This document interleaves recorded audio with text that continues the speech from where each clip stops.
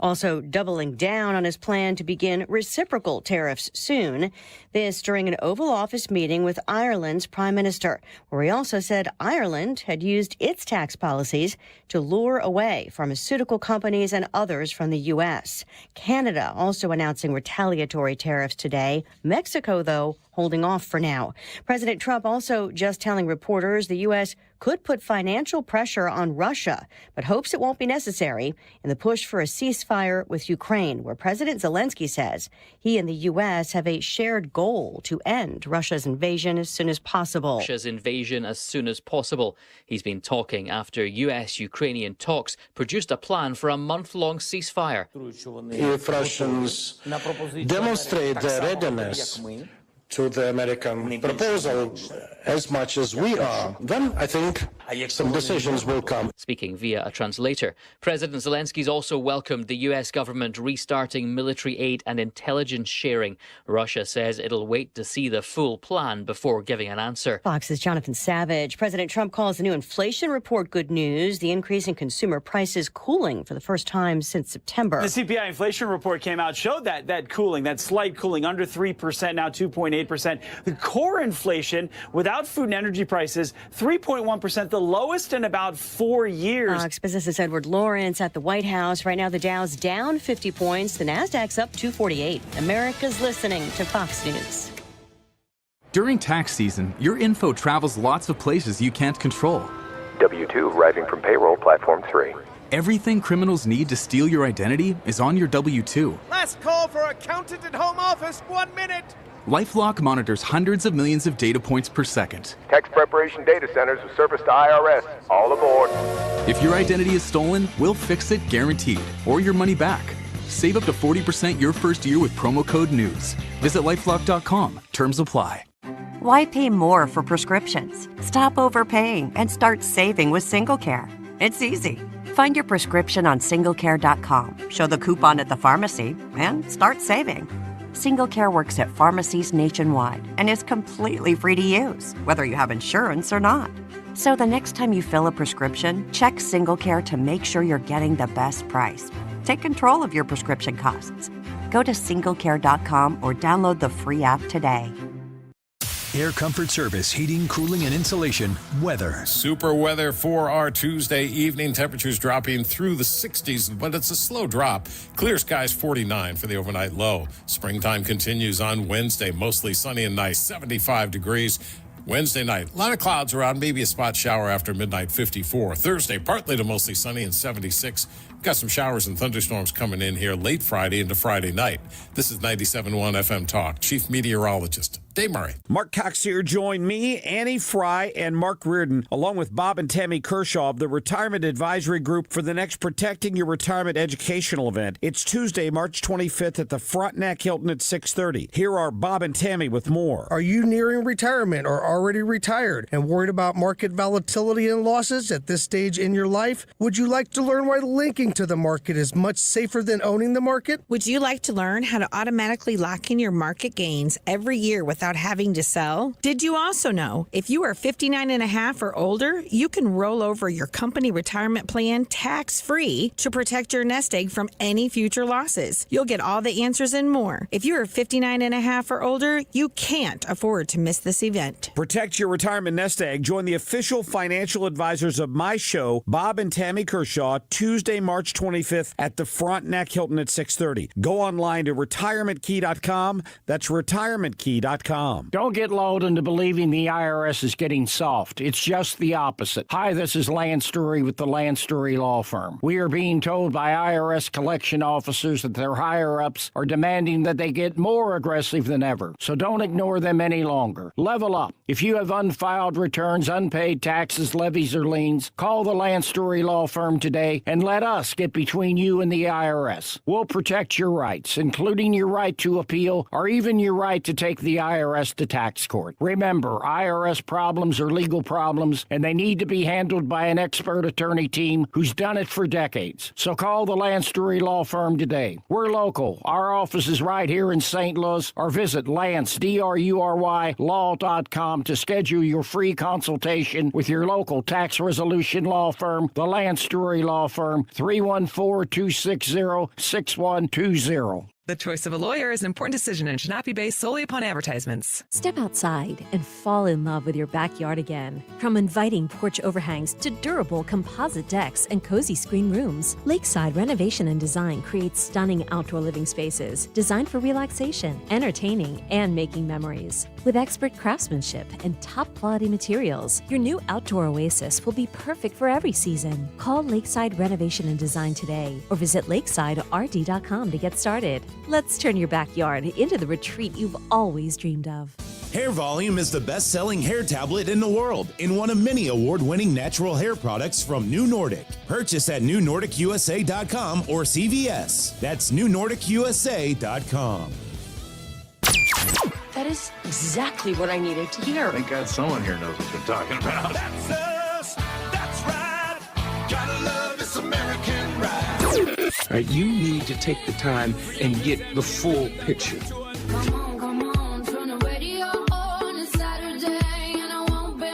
Don't get me wrong, I love the ladies. I mean, they rev my engine, but they don't belong in the newsroom.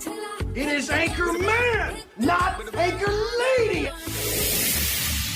What do you want from me? I'm not America's sweetheart. Goodness sake, kid. Keep your voice down. Your father's listening to the radio. I'm not America's sweetheart. This is the Annie Frey Show. Well, it's Wednesday, and Donald Trump is giving a press conference. Every day, Donald Trump is giving a press conference. I saw a clip that was shared on X, and it was Caitlin Collins saying that Donald Trump is hiding from the press because the stock market and the economy is doing so poorly. And within 30 minutes of her saying that on her network, he gave a 30-minute press conference, I think, out in front of, like, I don't know what, the Tesla or something like that.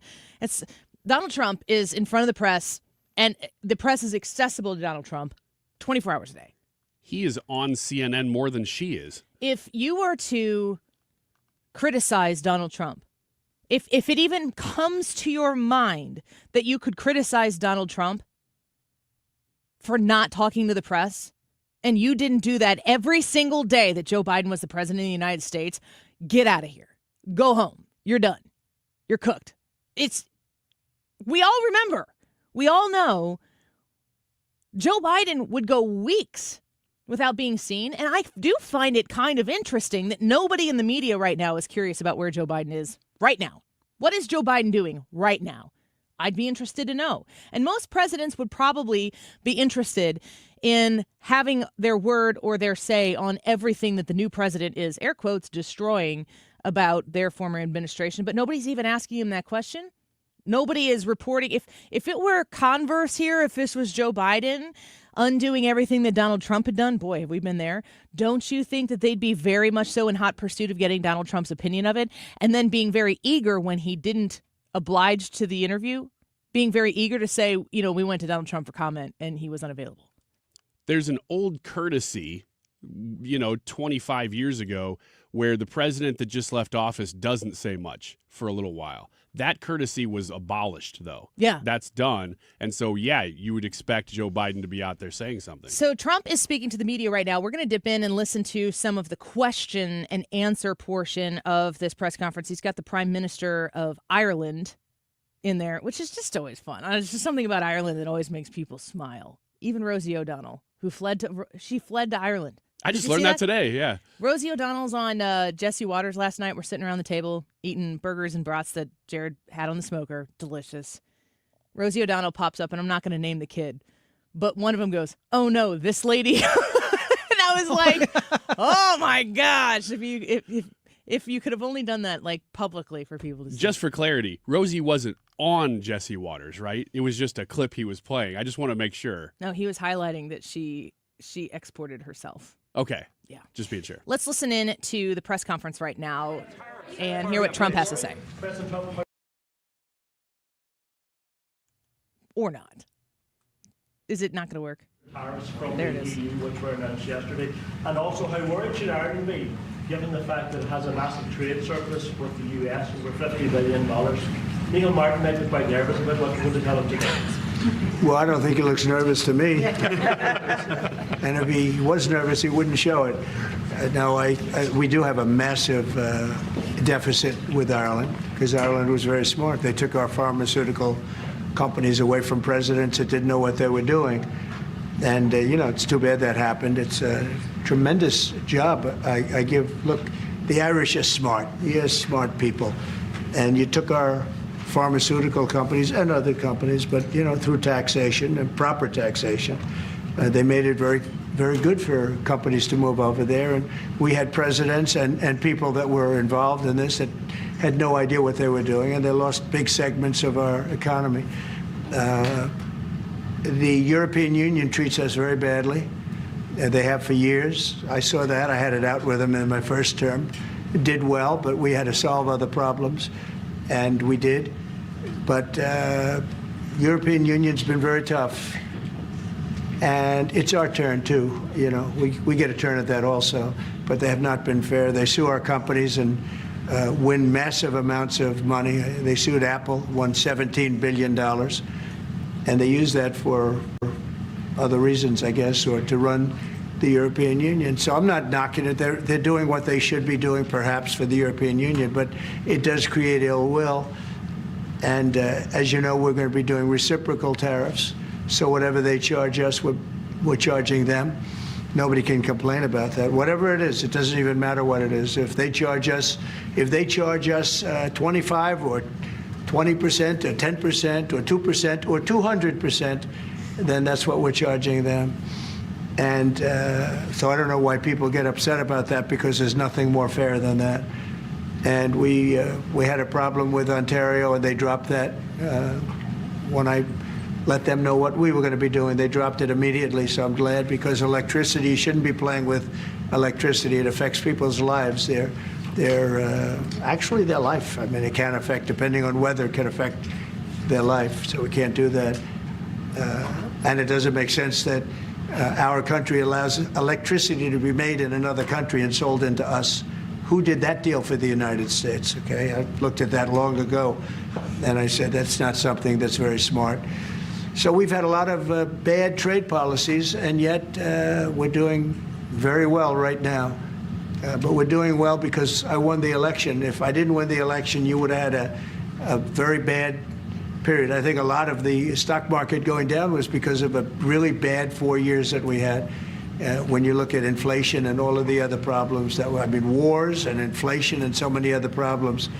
But we're going to have very good years. We had, I don't know if you saw a little thing like the cost of eggs, little to you, but big to people out there, down almost 30% in the last few days. We got it down. We did a lot of things. We have a great Secretary of Agriculture, and we did a lot of things that got the cost of eggs down very substantially. And so many other things. A very big thing that I'm very happy with is oil is down to $65 a barrel. And that's faster than I would have attempted. We put on the gas. We stepped in the gas in order to get oil. And what's happening. So we're getting that down. And when energy comes down, prices are going to be coming down with it. So in a very short period of time, we've done a very good job. And I think that the tariffs that we're talking about, and again, reciprocal, I think that the tariffs, there are some cases where they're a little beyond reciprocal because, we've been abused for a long time as a country. We have been abused really for a long time, and we will be abused no longer. President Trump speaking from the White House right now, definitely, we're way past doubling and tripling down on tariffs. He's unfazed by it. He knows that it's complicated. We talked yesterday with Taylor Riggs of Fox Business, who gave us kind of the outline of the privatization of the American economy. Now, I'm 40 years old, and I'm a Reagan baby, as I know a lot of you listening as well, born in the 80s, came of age senior year of high school. September 11th happened and changed the course of American history forever. I graduated college, and like a month later, it was like a year or so later, the economy, the housing market caused the huge economic collapse. And then in 2020, COVID. Now, a lot of you listening have gone through all of those things, but those of us who are 40, and I always think these types of things because they'll talk about historical events. How many times did we hear, especially from an economic standpoint, people compare Joe Biden's presidency to Carter's? Oh, yeah. Jimmy Carter, Joe Biden. The real question was going to be, at the end of this, who's worse? Correct. And a lot of the people, the talking heads of the world, and I understand why they're doing that, because they're talking to other people who live to remember the economic crisis, the mortgage rates, and everything that came out of the Carter administration. I'm 40 with 4 kids, a 15-year-old, a mortgage, and full grown-up responsibilities, and I was not alive during Jimmy Carter. So when people who are my age, were midlife, are experiencing Donald Trump come in and do what he's doing, I don't really know that this particular version of recalibrating how the American economy is functioning, I don't know that anybody has ever seen quite this, but I do know in my 40 years I have not. In the 40 years that I have been alive, and probably the, honestly, 25 years that I've been paying attention, because I paid a lot of attention in high school to politics. I got interested in politics and just like the purpose of them, more than just, hey, are we red team or blue team? I cared, starting especially my junior year of Honors American History. Started to learn more about the whys behind thing and not just the who do we support. This is so foreign to what we understand and expect when it comes to how government functions, what government is entitled to, what you as a taxpayer, as a citizen, are obligated to do. And at 40, I mean, that's not really spring chicken territory anymore. It kind of might be relative to some, but to others, not so much. This is a whole new world with context that we don't really have. And when you're talking about privatizing the government, all we know is the speed of which government grows. All we know is that it'll get bigger. We just want it to get bigger slower. It is unheard of in my lifetime to consider the fact of pulling things in, tightening the belt, checking every nook and cranny for every penny that is wasted, because a penny is worth finding in the world we live in right now when we're approaching $37 trillion of debt. This is a very, very foreign concept to me as a 40-year-old. And, if you're my parents' age, they're in their 70s, I don't really know that they've seen this either. So it's in many ways, shape, or form, for most people paying attention right now, unprecedented territory. The tariffs, he thinks, is the number one way to move everything back into an America that thrives on its private sector and doesn't rely on we've added this many jobs. Well, what percentage of them were government jobs? Because if you've added that many jobs, you've added that big of a financial obligation to the taxpayer, and checks notes, we don't have any money. It's pretty much that simple, I think. I'm no economist, but I talk to some of the most brilliant ones on this show on a regular basis. That's why I'm super leaning in. I'm listening to a lot of people. I'm reading a lot of things. And then yesterday, we hear the news about the Department of Education. I'll play here Anna Cabrera making the announcement about these cuts to this one department that a lot new of people are cuts watching hitting for. the Department of Education, the latest victim of the Trump administration slash and burn efforts. Half of its staff will be slashed, about 1,300 career employees. This is in addition to the roughly 600 people who accepted voluntary resignations or early retirement. Education Secretary Linda McMahon says these layoffs represent the department's, quote, commitment to efficiency and accountability, the first step on the road to shutting down the department. Well, we can listen to Secretary McMahon here explaining why. Yes, actually it is, because that was the president's mandate, this directive to me, clearly is to shut down the Department of Education, which we know we'll have to work with Congress, to get that accomplished. But what we did today was to take the first step of eliminating what I think is bureaucratic bloat. And that's not to say that a lot of the folks, it's a humanitarian thing too. A lot of the folks that are there, they're out of a job. But we wanted to make sure that we kept all of the right people, the good people, to make sure that the outward-facing programs, the grants, the appropriations that come from Congress, all of that are being met. And none of that's going to fall through the crack. Well, we continue to see people that are being affected by these cuts, the DOGE cuts, the administrative cuts that are saying we don't need everything that we have. And it's a real situation. Real people are being affected by this. Everybody who works in government isn't lazy. Everybody who works in government isn't a leech. There are a lot of amazing patriots that are working in government jobs right now that are much needed, that are very necessary. And, you hope and pray that the end result of this is a leaner version that will be more efficient and more effective at the job that they are doing to serve the American people. We cannot have a government that we fund so that people can be a part of government. If the government isn't there to serve the people that pay for it, then we have to recalibrate how that's done. And I continue every day to talk to people in real life. Just had another conversation at the YMCA right before I was about to train with some really great people who work in government, and they were concerned about the furlough that might be happening. And I got to tell them the House passed it. Now it's on the Senate. Told them that the House went home after their vote, so the Senate would have to act. And they were relieved by that.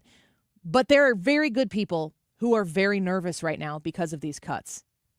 I'm in favor of the leanest possible government that we can get away with. And I pray that everybody who is removed from their government position because of these cuts finds a much more beneficial, lucrative, fulfilling career very quickly afterwards.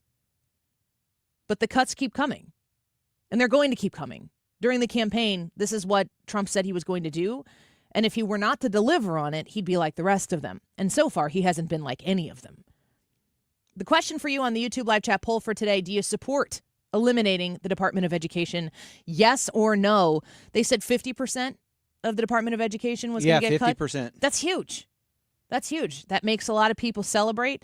I would say that celebrating the actions of this administration to give the government back to the people. I heard Ana Cabrera just say there are more victims of the administration's cuts. That is one way to put it. And I think that when you are looking appropriately at these situations that involve real human beings losing their jobs, I understand that. But don't forget that the American taxpayer has been a victim of big government for decades and decades and decades. The entirety of my life, and that too needs to be rectified. How do we care for these people when they lose their jobs? How do we separate the people who are leeches on the system versus the people who have worked really hard and been a part of something they believed in, they gave it their all, and those jobs, there are going to be people like that who lose their jobs as well. Be mindful of both. All right, Harris Faulkner is going to join us when we come back. Always love speaking to Harris. She is wonderful. She is insightful, and she's with us. She's the anchor and host of the Faulkner Focus and Outnumbered on Fox News, and she's on the Annie Frey Show next. This is the Annie Frey Show. Interact with Annie on Facebook. The Annie Frey Show.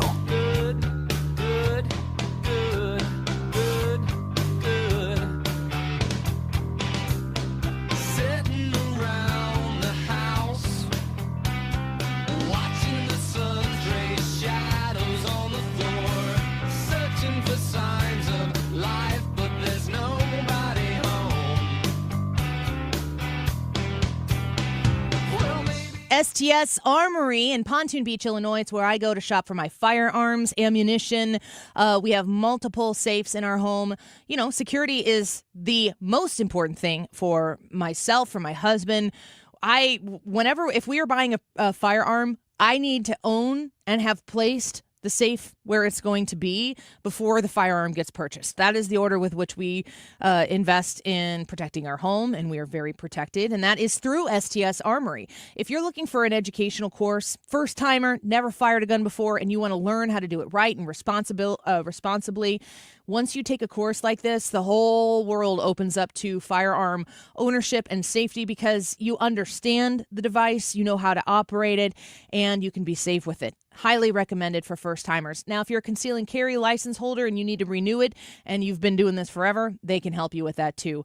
Call them to talk to them about getting signed up for one of their classes. They fill up fast, so you're going to want to reach out to them to find one that works for you. 618-931-GUNS. 618-931-GUNS. Go visit them in person in Pontoon Beach, Illinois, their brand new facility, online at sts-armory.com. To have a roof over your head, a nice roof over your head, is very important. That's Rick talking about his experience with Rhino Shield ceramic coating. We got Rhino Shield 18 years ago, and they're very cooperative on getting us the right paint. They're in and out and done in no time. Once it was finished, looked great. We were very happy with it. The main reason Rick called Rhino Shield is because it's backed by a 25-year transferable warranty. We've watched a lot of people get their house painted 3 or 4 times, and we haven't had to do any of it. I don't know about you guys, but I don't want to have to paint it every 5-7 years. Take a tip from Rick and put down the paintbrush and call Rhino Shield for your free evaluation. 877-25-RHINO. 877-25-RHINO. Or visit 877-25rhino.com. We got Rhino Shield 18 years ago. Financially makes sense, especially if it's going to last like this did. Still looks great. Call now. 877-25-RHINO or 877-25rhino.com. Don't paint, don't Rhino. Go Rhino Shield. Never paint your house again. Rhino Shield. Hey, it's Mark Reardon for the Doctors of Ophthalmology Associates. I depend on them for eye care, and they have an announcement. They're pleased to welcome Dr. Samuel Berry to their practice. Dr. Berry is a cornea surgeon, and he has the latest knowledge and techniques for advanced eye care and treatment in the field. So what do we call them now? The doctors? No, just the best doctors to see for your best vision. In St. Louis, you can reach them at 314-966-5000. They've treated more than 250 doctors, more than any others in the practice. Now, if you need help with dry eye, LASIK surgery, maybe you have glaucoma, macular degeneration. I had an eye disease when I was just 25 years old, so my eyes are very important to me. You get the absolute best care with the Doctors of Ophthalmology Associates. Doctors Greg Birdie, Ranjan Malhotra, Robert Bersati, Andy Royer, and now Dr. Samuel Berry. 314-966-5000 or visit youridoc.com. They have a great location just off Manchester Road, a half-mile west of 270. Ophthalmology Associates. You're listening to the Annie Frey Show live from the Air Comfort Service Heating, Cooling, and Insulation Studio. Air Comfort Service is celebrating 55 years of residential and commercial service, maintenance, and installation of heating and cooling systems. Get in your comfort zone. Visit aircomfortservice.com. This is the Annie Frey Show. Follow Annie on X at Annie Frey Show.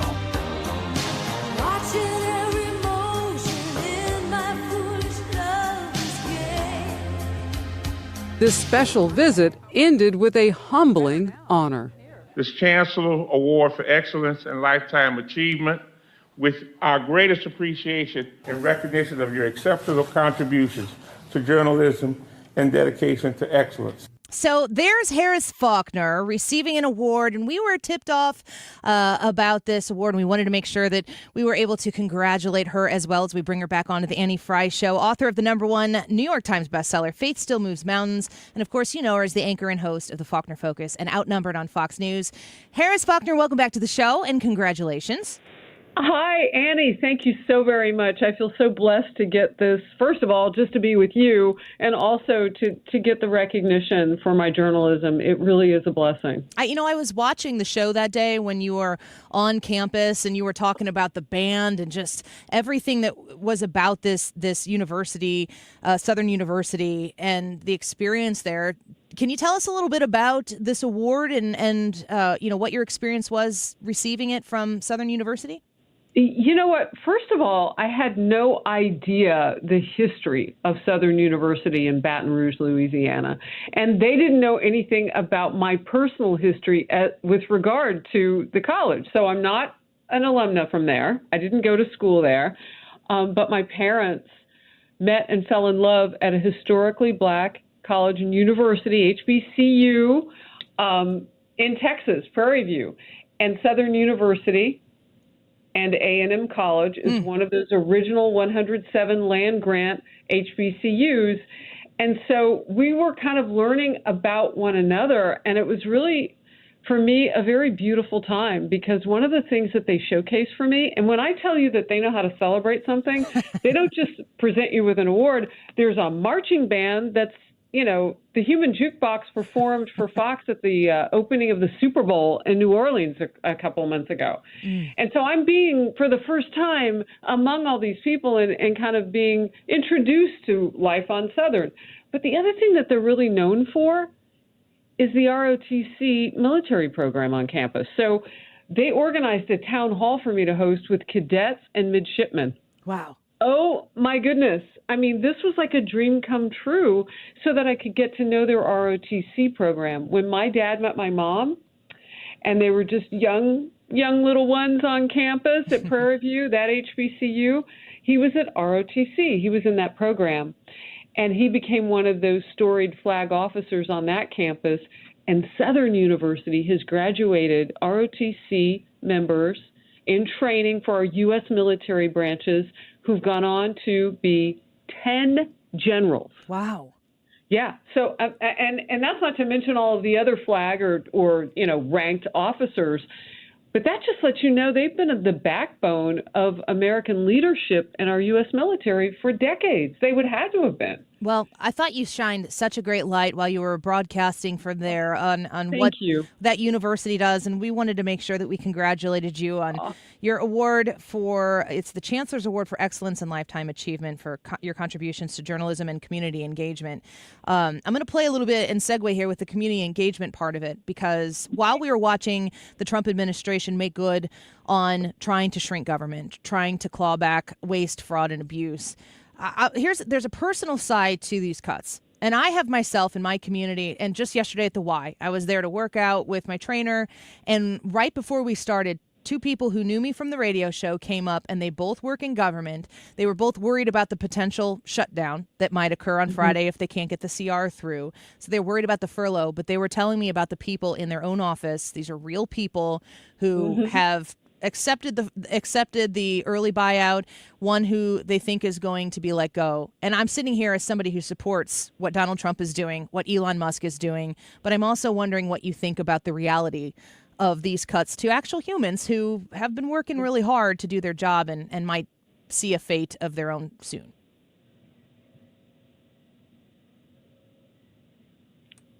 So are we listening to something now? Nope. Can you? I was going to say if we cut out, that's all right. We've been having some audio issues. Oh, no worries. Do you feel like the humanity of these cuts is part of the conversation? Oh, it's definitely part of the conversation. And if you're hearing from people and you have a personal connection, I certainly do, having been the daughter of a military veteran who did 2 tours as a combat pilot in Vietnam. I mean, necessarily, my dad was a government worker because he was a warrior. So I have always watched Veterans Affairs. I immediately wanted to start to interview some of these secretaries from departments and agencies that I was hearing from people on. So that was a natural one. I started hearing from, people who'd retired from the military right away saying, if they're going to cut the VA, what is that going to look like? So a week ago, I had on the brand new secretary, Doug Collins, who had been on my program many times previously. He's a retired veteran himself, Iraq and Afghanistan. And what was amazing, so he was a congressman from Georgia at that point. Now he's our U.S. Secretary of Veterans Affairs. What was amazing is that he already knew all of what I was going to ask about and had all of those personal stories too, because he's a military veteran. And he said, look, we have ballooned this agency to over 400,000 people. But the accountability on one single issue, he said, I can't get my mind around how hard it's been to track down. Why can't we get benefits to our retired warriors faster? And he said, when I started to take a look at what was going on there were a tremendous amount of dollars and effort, resources being spent. But on the other end, our veterans weren't being taken care of with the very basic need of benefits. And he said, how much choice should there be if you're not close to a VA? I mean, should you be able to go, like school of choice? Should you have doctor of choice if it's going to take you an hour to get someplace and you've suffered life-debilitating injuries fighting for this country?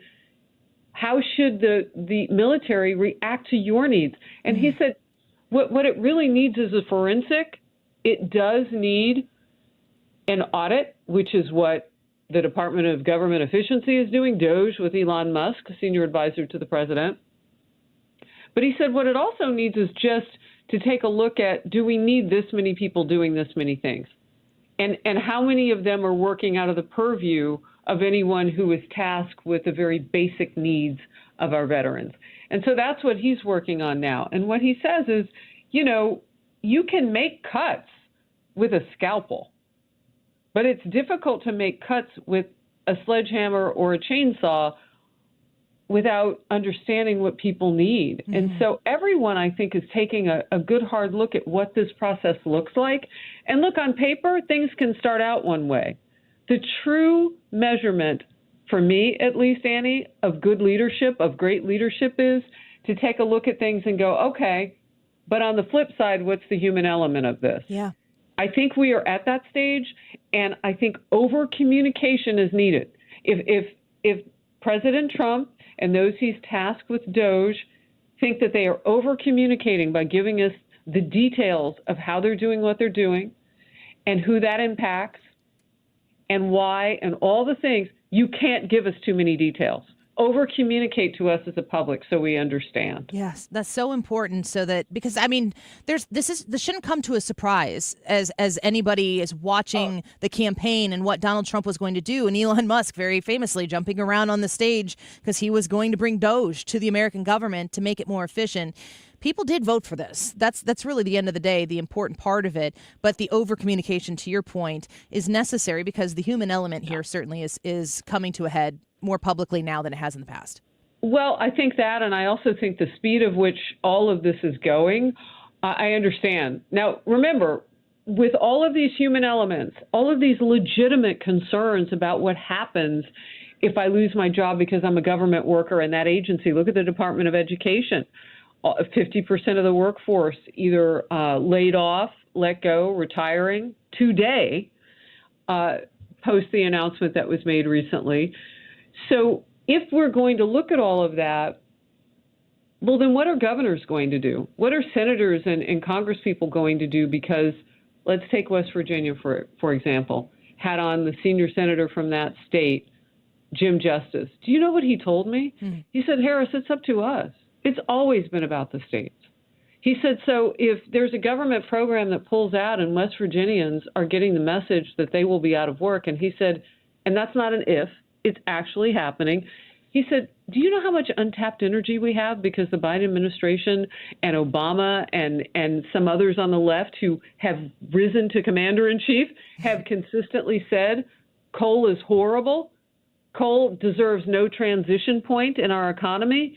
He said, we can become players again in energy and in so many different areas in West Virginia. He said, there will be and are jobs right now to be part of that conversation. And that helps lower the inflation with cheaper energy. Look, it's all hands on deck. Trump has said that from the beginning. You know who doesn't like this more than anybody? Democrats. That's why they're fighting so hard. So my big question is, well, what do they have to hide? How have they really been spending? Yeah. And the information, the forensic audit, as you were referring to there, is so important because that's the transparency that the American people deserve. It's their government. It's funded by them. It's our money. Yeah. One last question before we let you go. We're speaking with Harris Faulkner right now. Very honored to be able to do that this afternoon. I'm thinking about Donald Trump as a man, as a politician, and you've had many personal and you've conversations with him. You've interviewed him for us to be able to pick his brain a little bit.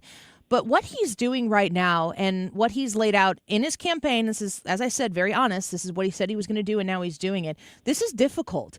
This is tough because Americans are being affected by this in a negative way. There are negative stories out there for the media that hates him to spin, to try to push him down.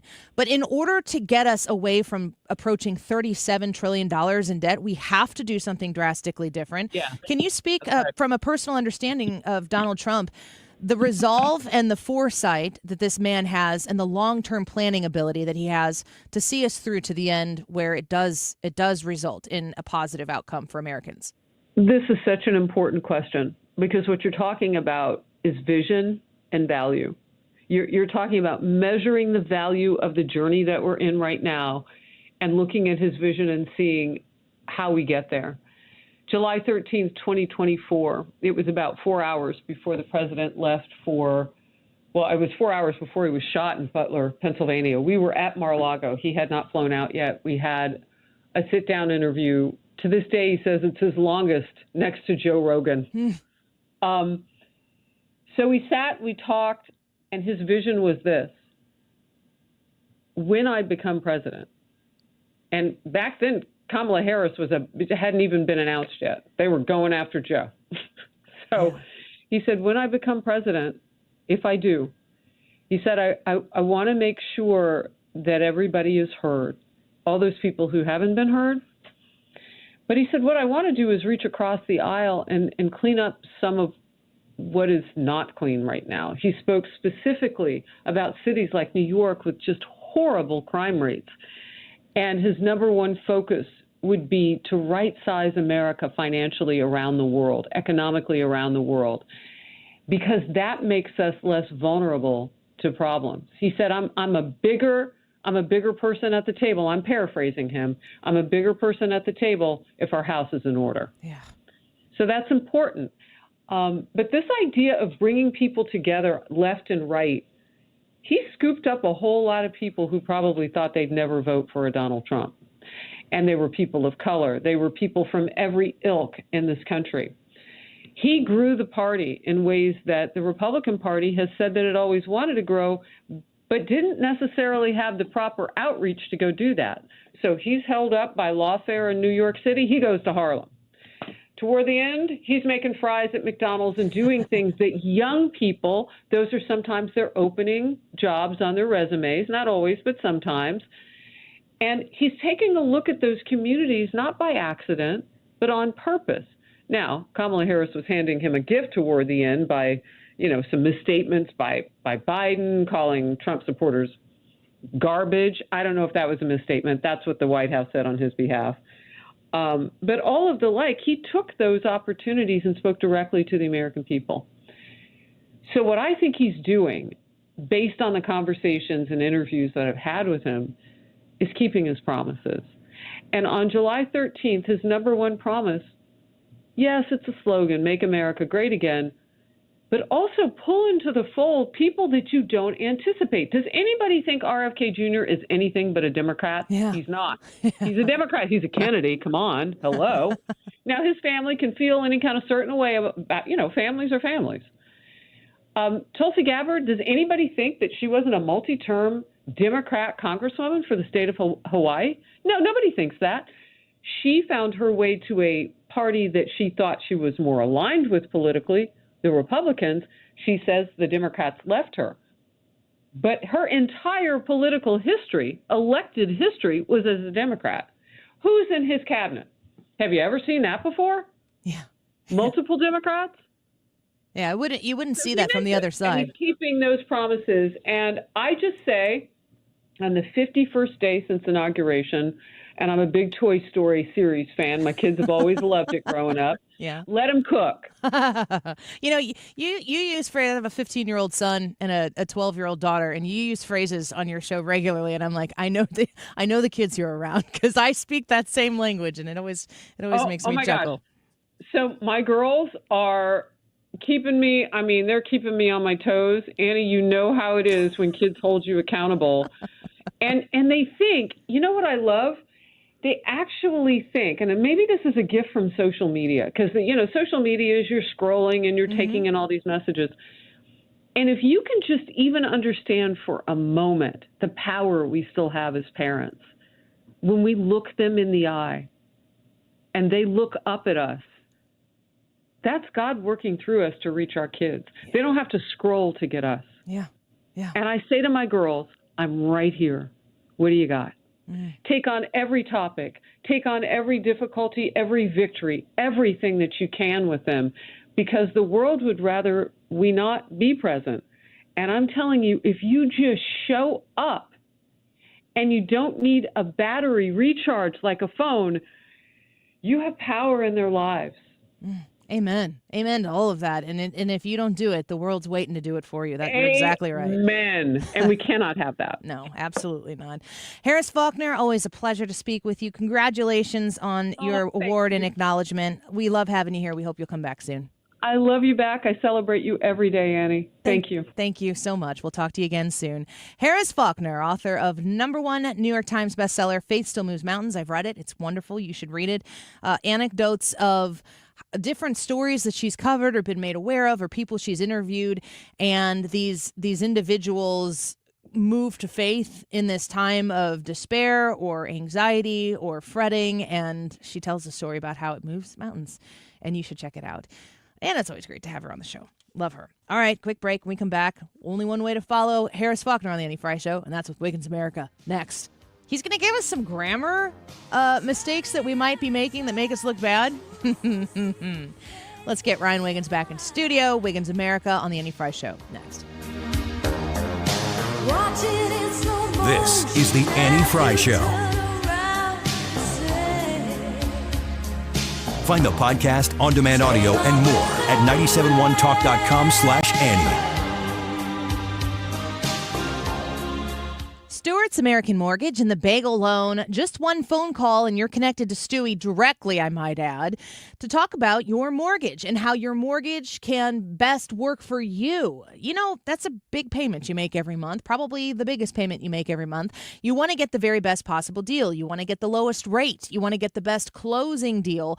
And that happens at Stewart's American Mortgage with Stewie. Ask about the Bagel Loan. When you call or text Stewie directly at 314-324-4440, that's 314-324-4440. Stewie is there to guide you through how to get the Bagel Loan. He can close that sucker in less than 2 weeks, I might add. So if you're looking to get a new mortgage on a new home, if you tell him you can close in less than 2 weeks, that's going to make you a more competitive buyer. And then the best part about it all, 0 closing costs on a Bagel Loan, which means you get to save all that money, put it back in your pocket, leave it in the savings account, fix up the new basement in your new home with a brand new huge big screen TV, something. That's probably what I would do with it. Reach out to him at 314-324-4440. You can Google the Bagel Loan for more information. NMLS number 226715. Hey, it's Mark Reardon. If you're nearing retirement or already retired, call my friends Thomas Helbig and Bob Kershaw with the Retirement Advisory Group. They'll show you how linking to the market is much safer than owning the market for your retirement savings. They're the official financial advisors of my show. Go to retirementkey.com. When's the last time you gave your home's exterior a little love? Hi, it's Kim, and if your siding is cracking, it's fading, or just doesn't stand up to our St. Louis weather, it's time to call Lakeside Renovation and Design because they're experts in James Hardy siding, which is this durable, low-maintenance option, and it looks beautiful. Plus, you have customizable colors and textures, and so you can give your home a completely new look while protecting it for decades. Don't wait until the small problems turn into big ones. Visit lakesidearty.com to schedule your free consultation. We have asked you this question before, but it's back in the news, so we want to know how you feel today. Do you support eliminating the Department of Education? Yes or no? That's today's YouTube live chat poll. Let us know by typing in Annie Frey on YouTube. That's where you can vote, and you can see the live stream there. 1247, this time check is sponsored by Jerry Kelly Heating and Air Conditioning. It's time for a $98 furnace tune-up. It's fish fry season on the Mark Reardon Show, and we're inviting you to join us this week. We'll be in Colville at the Knights of Columbus Hall. So if that's your neck of the woods, grab a meal and say hello. The annual tradition continues. Fish Fry Fridays on the Mark Reardon Show. If everybody had an ocean across the USA, then everybody'd be served. You're listening to the Annie Frey Show. Follow Annie on X at Annie Frey Show. Warachi sandals too, a bushy blonde hairdo, serving USA. Wiggins! Oh, Wiggins! I think I just realized for the first time ever that he says bushy blonde hairdo. What did you think that he said? Well, as a kid, you hear these songs as a kid, you don't know what they're saying. I thought he said bushy bon hairdo, which doesn't make any sense. But I realized for the first, Bon, B-O-N. No reason, but as a kid, I would sing bushy bon hairdo. Now I know. Welcome to the show, Ethan. Thanks. You can listen to the podcast and replay Harris Faulkner's conversation with us there. That's a powerful conversation. Just rewind. You get her going, and she is fantastic. Yeah, I always love speaking with her. I especially cut. I celebrate you each day, Annie. She said at the end. I'm grabbing that one. Yeah, you say that all the time to me. Yes, I do. It's off air. It's like you and so Harris Faulkner. Too. Yeah, I know. You don't want to do it publicly. No, on air we got this thing going. We're like, I hate you. All right, the importance of grammar. I actually kind of thought of you when I pulled this one up today. I don't think that's a compliment. I celebrate you each day, Annie. Thank you. You too, in the same way. Thank you. That you celebrate me, I celebrate you. I appreciate that. It's reciprocal tariffs. It is. It is. I'm going to celebrate you even more in the 2 o'clock hour. Yeah, well, I'm going to take away all your energy. So this is That's my a kid's bunch job. of things that you may be doing wrong when you say them or write them that I just want to highlight since we're on the radio and you can't see them written. Yeah. It's a great medium for this. Great job. I celebrate you even more. Thank you very much. How about should've versus should have? When you hear these things, do you make a mental note of it? Are you asking me? Yes. Absolutely. I absolutely do too. Should have, could have, would have, Yes. would have. Yes. You can swipe would have in your predictive text and it'll text it. What does it type? Would apostrophe VE. Oh, would. Okay. Brad. It's a shame. I have no thoughts on this one. What about grammar in general? Grammar? Are you a grammar? No, not to the extent of some people who we celebrate, but it is important because whenever you're doing anything that's forward facing, you really want to make sure that you've got grammar and all that stuff lined up. But this one is very minor. It's something that when you this hear one wouldn't it, have gotten me. It doesn't get you. No. Okay, Ethan, you want to weigh in on this? Are we saying that it's a He's like, good is thing? it wrong? A good thing or a bad thing to say should have? Should have. Should have. You should say that instead. Should have isn't a contraction Yeah. that was taught when we were young. Here's the thing, and I'm just going to put this out there before you give any more other ones.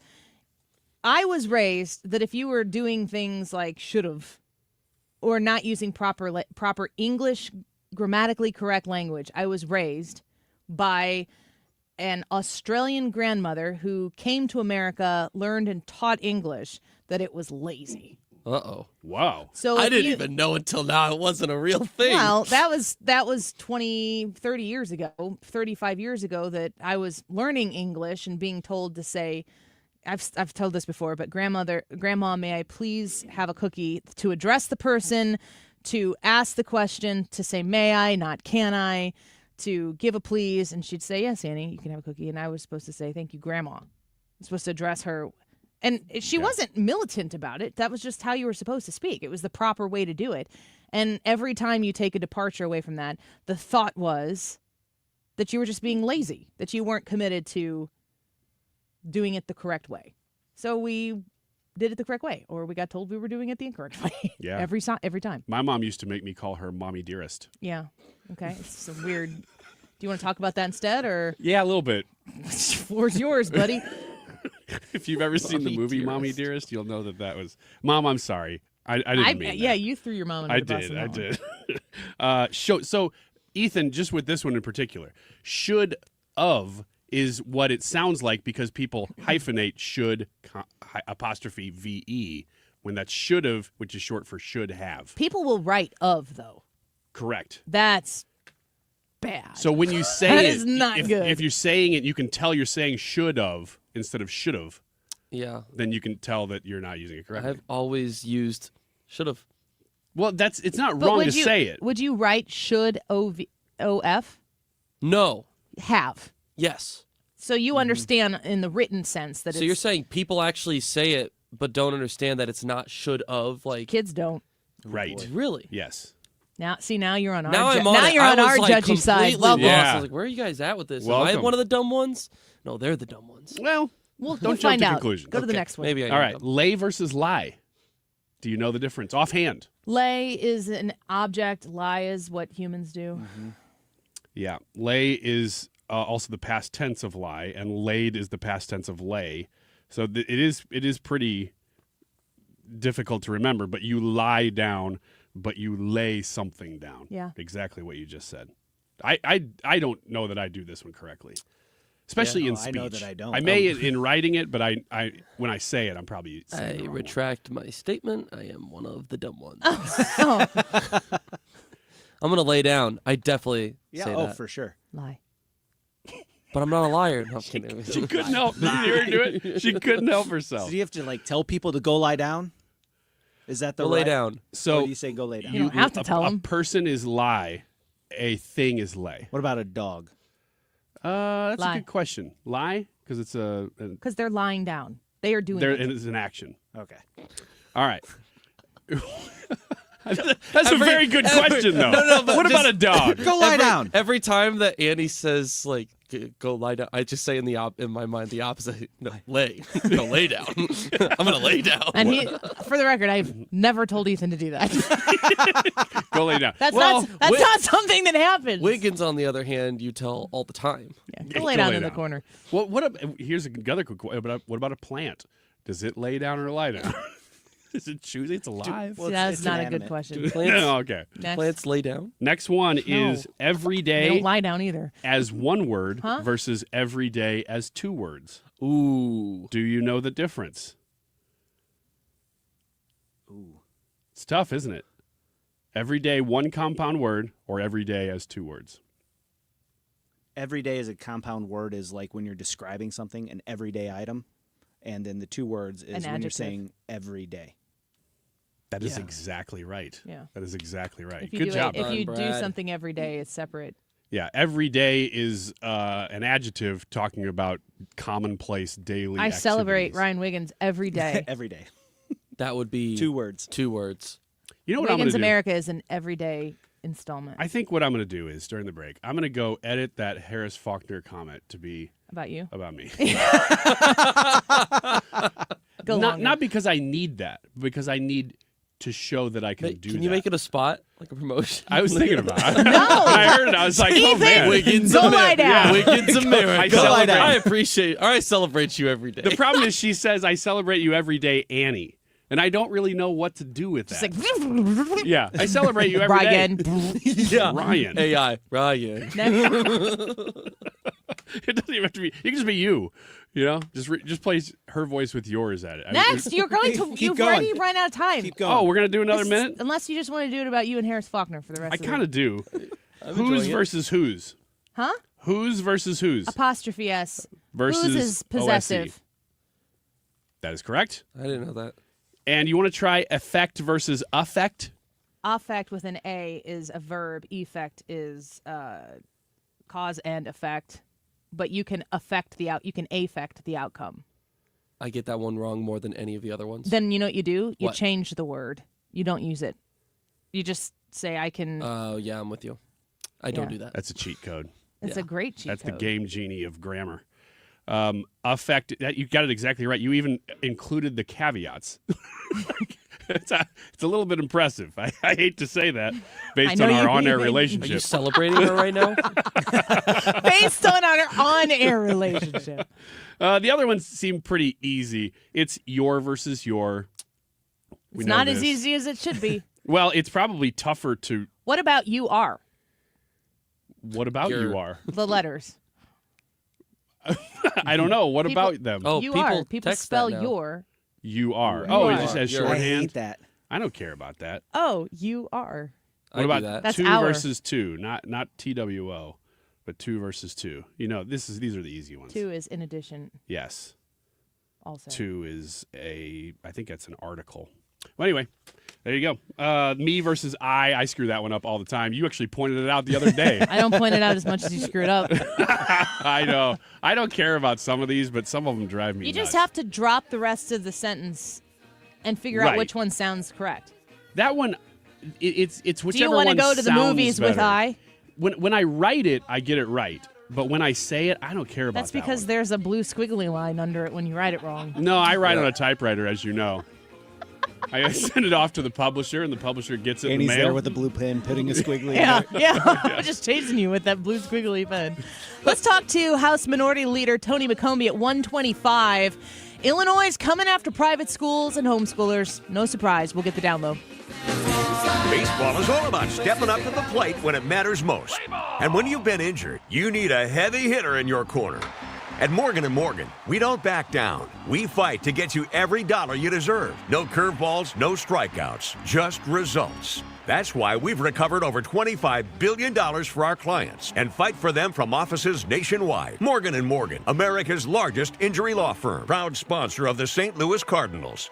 Injured? Visit forthepeople.com for an office near you. If you owe the IRS, you have a legal issue, and you need the Lance Drury Law Firm. We'll protect your rights. Log on at lancedrurylaw.com or call us toll-free at 888-367-6512. Renewal by Andersen is the #1 window and door brand for customer service. Find out why Renewal by Andersen has the most 5-star reviews in St. Louis at rbastl.com or call 314-332-1924. rbastl.com or 314-332-1924.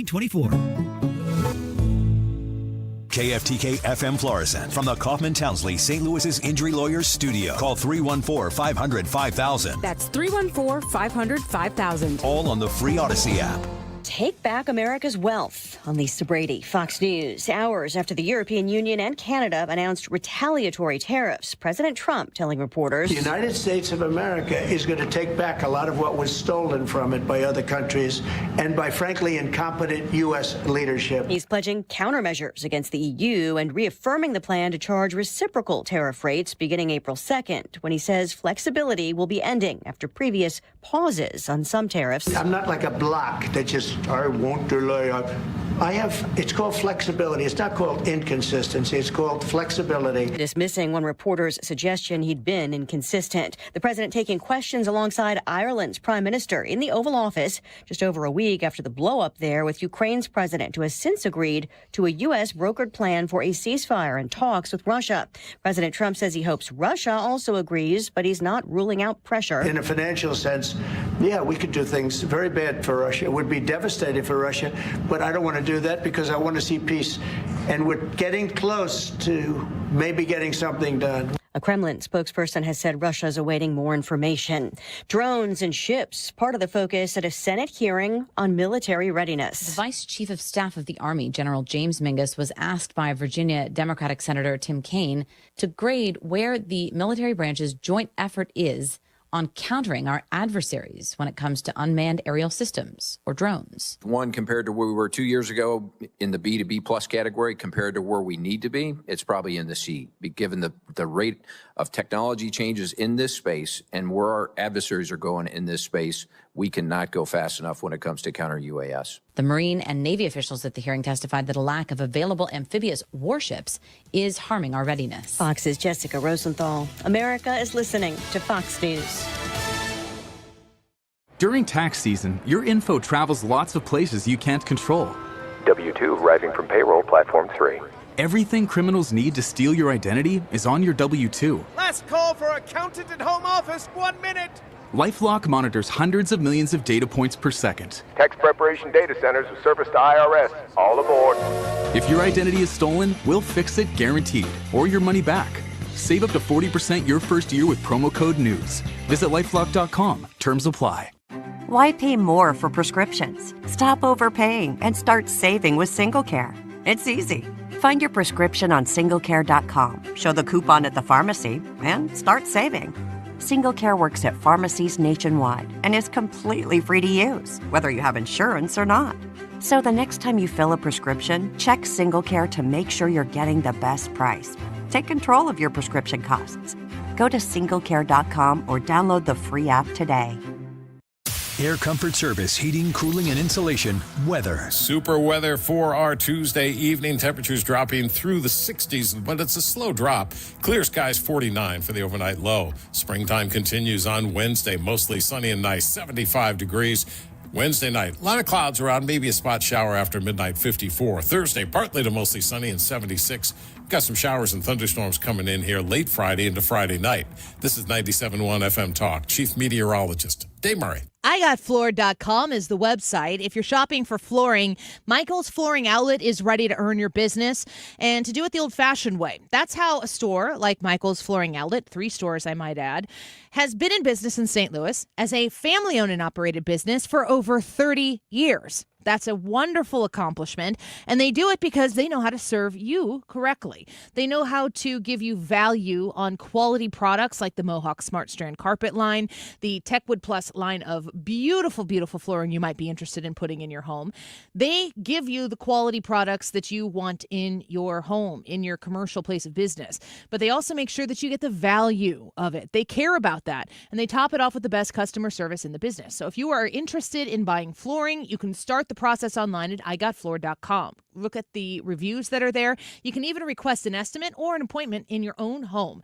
Learn about all the locations, how to contact them directly, how to request an estimate at igotfloor.com. You all hear the radio ads about the IRS. They tell you to be afraid, to be scared, and they try to frighten you into calling. I'm not here to do that. Tax Relief Advocates is different. TRA is here to tell you that if you owe money to the IRS, whether it's $5,000, $50,000, or $500,000, we have a solution. It doesn't matter if you're sitting in your car, at work, or with your kids. No matter where you are, call now. 800-575-6986. Don't lose hope. TRA can eliminate or reduce what you owe to the IRS. There is zero risk to you. If we can't reduce your tax debt, then you pay nothing. Our passion is taxes and helping individuals fix their IRS problems. We have a 5-star rating on Google and an A+ with the Better Business Bureau. You don't need to be afraid of the IRS any longer. End your tax nightmare today by visiting us online at TRA.com or call 800-575-6986. That's 800-575-6986. Tax Relief Advocates. Real solutions for real people.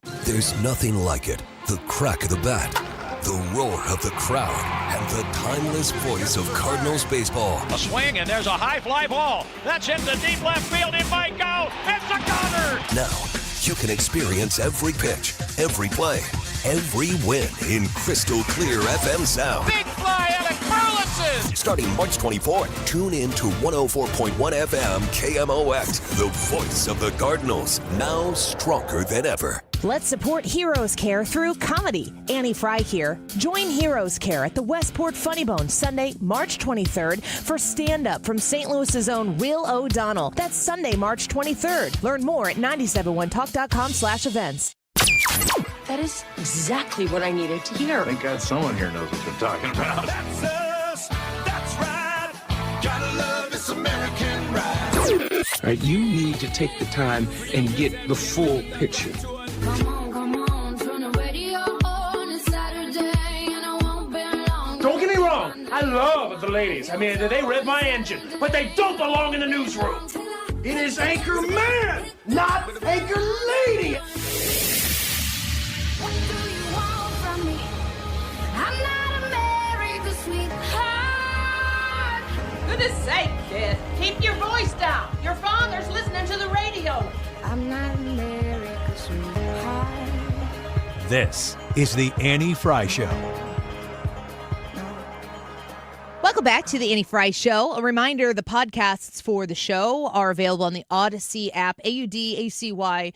A very helpful way to listen to the station if you're ever out and about and you want to get a crystal clear signal anywhere you go. Of course, the Odyssey app is there to guide you through anything that you are looking to listen to. Of course, we only want you to listen to 97.1 and the Annie Frey Show and just listen to our shows on repeat. That's like ask number one. As we understand it, that's the only thing that actually exists. Yeah, as far as we know.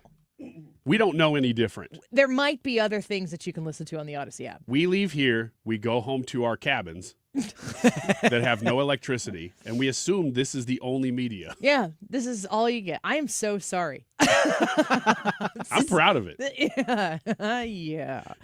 The Odyssey app is there to guide you through. Also, if you go to anniefryshow.com, I manage that website. I put that together, and it's really kind of like a business card for our show here. And my skills coming into being a full-time radio show host was I was the digital brand manager for the station. So my certain set of skills are just a wee bit different than Liam Neeson's. And I was a dancer, which is why your website is mostly that. Me.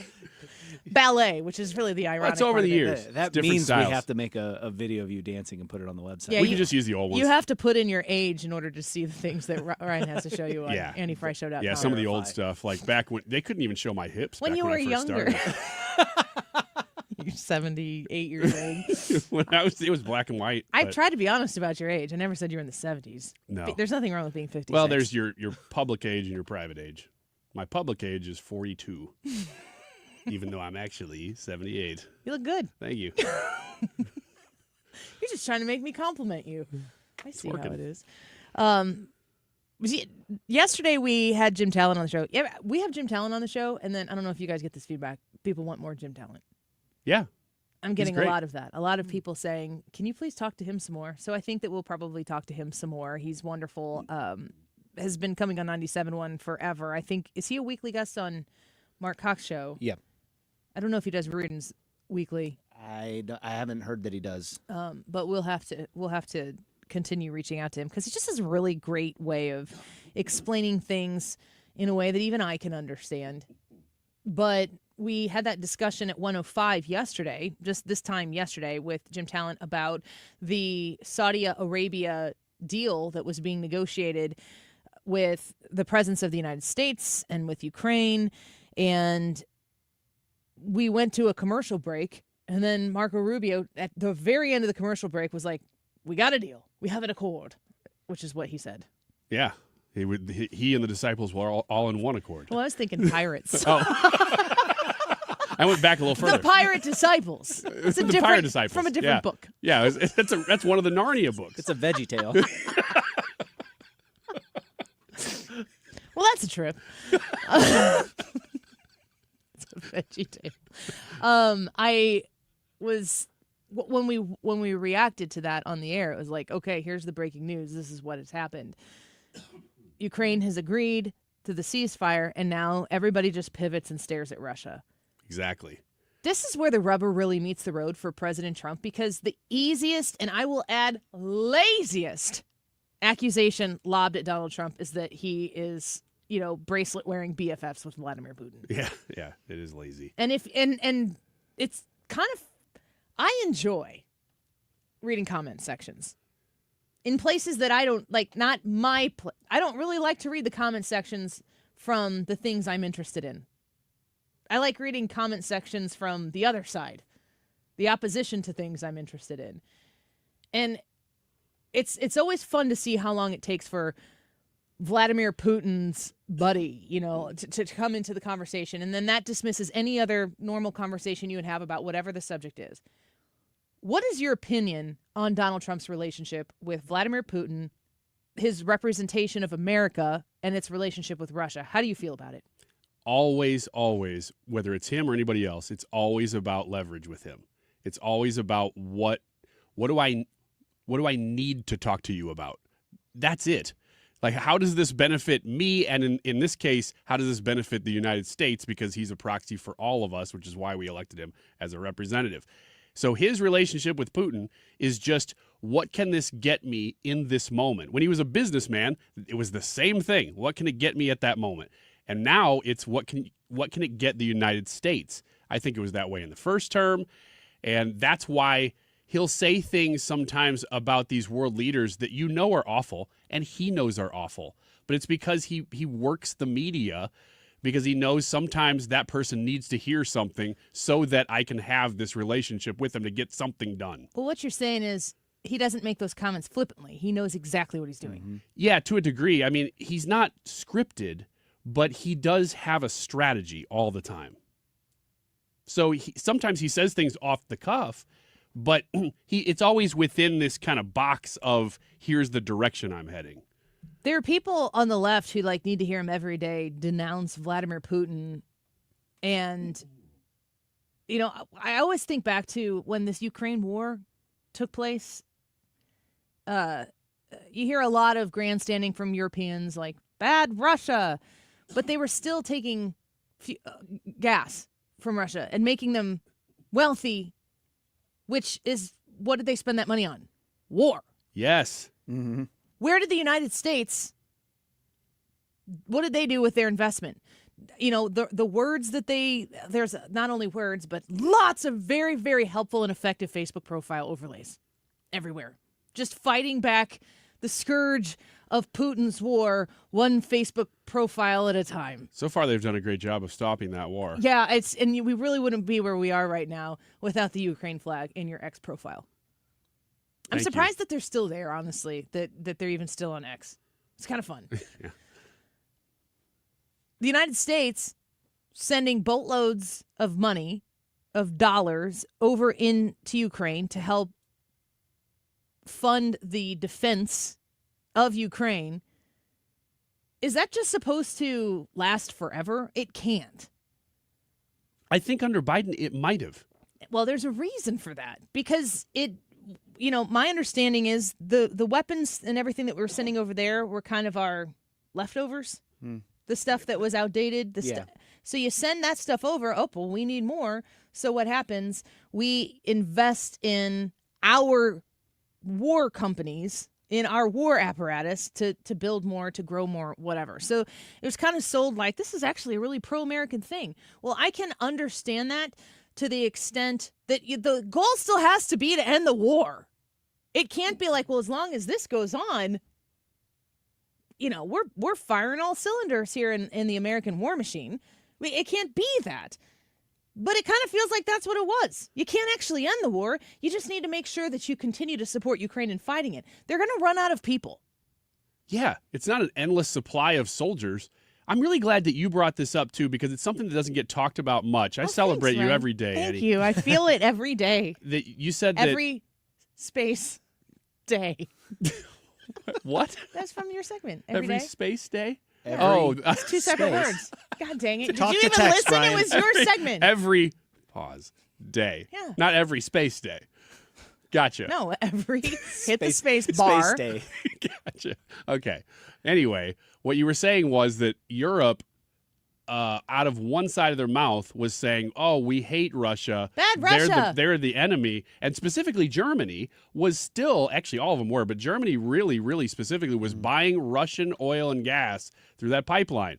And this is during Trump's first term. He was telling them, don't do that. You're going to enrich them, and you're going to regret it, and you don't want to be dependent on them. And then they were. Yeah, he was like, buy it from us instead. Yes. So the fact that, and this is every dictatorship, Venezuela is the same thing. They only make money when oil's really high. That's the best way for their government to make money. And it props up everything that they want to do. And so when Donald Trump comes into office and lowers the price of oil, it's not just to make us happy, although that's probably the best reason to do it. It's also to defund all these crazy dictatorships. And he did it in his first term. And that's how Trump wins the game. It's with dollars. It's with the economy. We're told, with tariffs, and we're at the rough patch of that right now.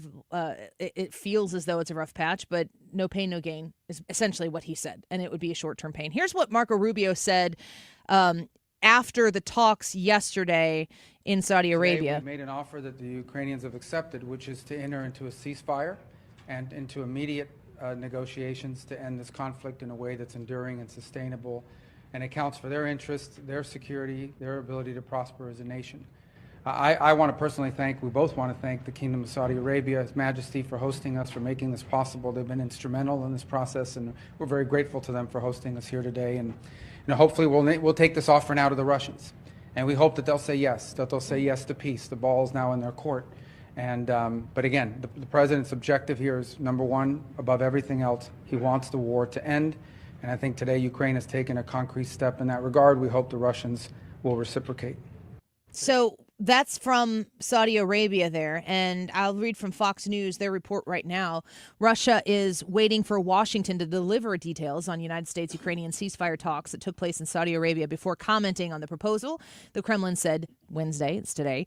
Kremlin spokesperson Dmitry Peskov told reporters that Moscow is waiting, quote, detailed information, end quote, from the United States about the 30-day ceasefire plan that Ukraine agreed to, suggesting that Russia must get briefed on those details before it can say whether a proposed ceasefire is acceptable. Russia has so far opposed anything short of a permanent end to the conflict and has not accepted any concessions. Secretary of State Marco Rubio, who led the American delegation in Tuesday's talks with Ukrainian officials in Saudi Arabia, said Ukraine was open to a 30-day ceasefire. Rubio said the U.S. will brief Russia on the proposal's details. So Ukraine says, high five, let's go, let's do this thing, go take it to Russia. If Donald Trump is able to negotiate with Russia, and even by virtue of negotiating with Vladimir Putin and Russia, the people who are deranged about Donald Trump will not like the fact that he's doing that he's talking to him, that he's entertaining, that he's gracing Vladimir Putin with the right to be a participant in this conversation because he's a warmonger and he's a dictator. Yes, he is those things. He's a very bad, bad man. But Donald Trump is going to have a conversation with Vladimir Putin in order to get him to agree to stop killing Ukrainians and to stop the war. So Donald Trump is going to have to do something that is going to look to the Looney Tunes out there who can't stand anything that Donald Trump does. He's going to have to talk to a man that they hate. Donald Trump, also a man that they hate. If he's able to negotiate peace, are they going to advocate that he shouldn't have talked to him? Are they going to advocate that what he did was wrong, that he was in bed with Vladimir Putin, and even though there's an end to the war and he's potentially negotiating the cessation of firing upon each other, the first step in ending this very, very bloody and horrific war, he is January, February, March, less than 2 months into his presidency, and he's getting the job done? Are they so deranged at Donald Trump that they're going to look at this and say, this is just proof that he's in bed with Russia? Yes. They will say that because that's what they said in the first term. So during this war of the last 3 years, people were saying, look, this didn't happen under Donald Trump in his first term. Russia didn't advance into Ukraine at all, as they did during Obama's term and Biden's term. And people said, well, that's because they were such good friends. They were so, like you said, in bed that Trump's giving him everything he wants. So this was just a way for Russia to sort of play Trump's game. It's still Trump, like it's still Russia on top. Russia only agreed with it because of all of the dealings that he has with Donald Trump. Yes. Yes. Something like that. That will still happen. I hope they do it super loud so we know exactly where the morons are. Oh, we will. They're not quiet. We often play them on this show. I know, when we're in really good moods. That will be amazing. And I don't think this is going to be an easy negotiation. It's not.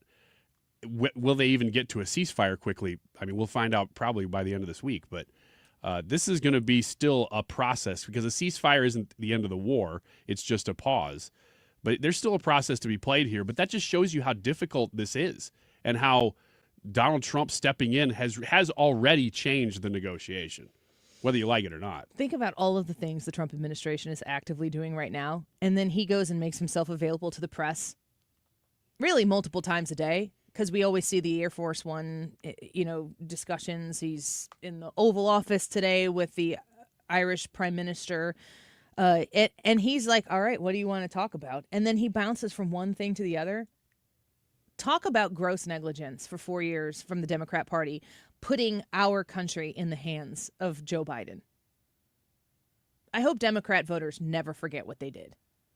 I hope they never forget it. All right, let's take a quick break. We're going to bring in a little bit more local when we come back. Leader Toni McCombie, she's a House Minority Leader in the state of Illinois. 2 topics that I'm going to talk with her. The first one is about a bill. We spoke with Illinois State Representative Blaine Wilhauer about this a couple weeks ago, but there is a bill that is actively being pushed out by the Democrats to regulate homeschoolers and private schools in a way that they have not been regulated before. Why are they going after these people? Of all the problems in the state of Illinois, this is where they want to focus their efforts. And also, Brad, Ryan, don't you want to know about gerrymandering in the state of Illinois? Yes, yeah, if there's some sort of news, I'd love to know. Well, there's a Supreme Court case that is a state Supreme Court case that is being looked at, and Toni McCombie is making the case that these maps are not legal. Okay. I want to talk about that when we come back with Toni McCombie on the Annie Frey Show in just a minute. This is the Annie Frey Show. The Annie Frey Show is streaming online. Watch us live on YouTube and subscribe.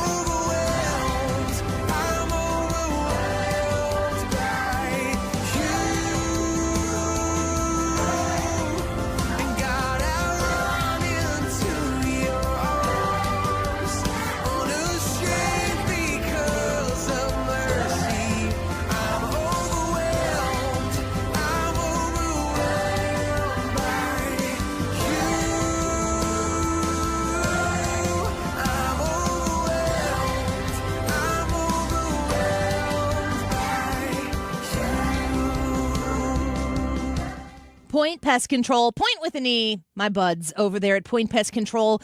I have critters in my house. And by critters, I mean I have children and I have dogs. And they need to not be crawled on by bugs. It's really not any more complicated than that, which is why I subscribe to Point Pest Control's quarterly service. They come to my house. I think I pay like $99 a quarter, and I don't have any bugs. I don't have spiders. If you've got little kids and you know they're crawling around on the carpets and stuff like that, you see one spider, you start to freak out. That happened to me 2 Novembers ago. They came in and nary a spider since. It's amazing. I also don't want my dogs to be bringing things in. I want to make sure that we have a clean, comfortable house for us all to coexist together. And I rely on Point Pest Control for exactly that. I want to remind you that it's kind of getting into that ant season because thank God it's getting warmer outside. And the ants are like, hey, we're coming into your home and we're going to make a little space here for ourselves. And you're like, no, you're not, because I'm calling Point Pest Control and you're toast. 636-798-0023. 636-798-0023 in Illinois, in Missouri alike. Point Pest Control is the solution to your pest problem, and then you don't have to worry about it anymore. You can find them online as well at pointpestcontrol.com. Attention St. Louis Medicaid members. If you need assistance with daily living, you can receive a free service from Freedom Care in your own home from a loved one who lives with you. With Freedom Care, you decide who provides your daily care, helping you with preparing meals, bathing, laundry, transportation, and more. A family member or friend that gets paid instantly. It's all through Medicaid, and as a St. Louis resident, it's 100% free to you. New to Medicaid, the Freedom Care family will guide you through enrollment, making it stress-free for patients and caregivers. With over 7,000 five-star Google reviews, we've perfected at-home care for Medicaid members and caregivers. If you live in the St. Louis area, this service is free to you through Medicaid, and with our InstaPay app, caregivers can choose to get paid instantly. So go to freedomcare.com or call 314-697-4912. 314-697-4912. That's 314-697-4912.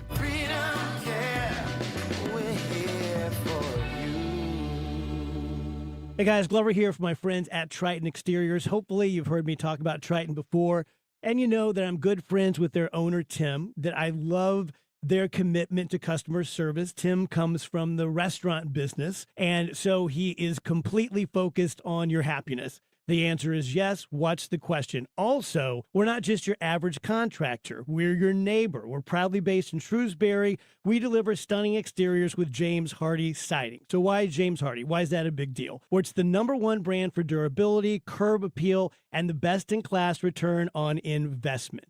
As part of the James Hardy Alliance, we bring expert craftsmanship and a personal touch to every project. Your home deserves the best, and with Triton Exteriors and James Hardy, that's exactly what you're going to get. For roofing, siding, gutters, or fences, call 314-717-1159 or go to triton-stl.com, 314-717-1159 or triton-stl.com. Hi, it's Steve Mann. Have you heard the commercials for the Mark Patrick Stop Smoking seminars? And they said only $49.99 and it could work for you. So I thought, that's not even a week's worth of smoking. So I went. And guess what?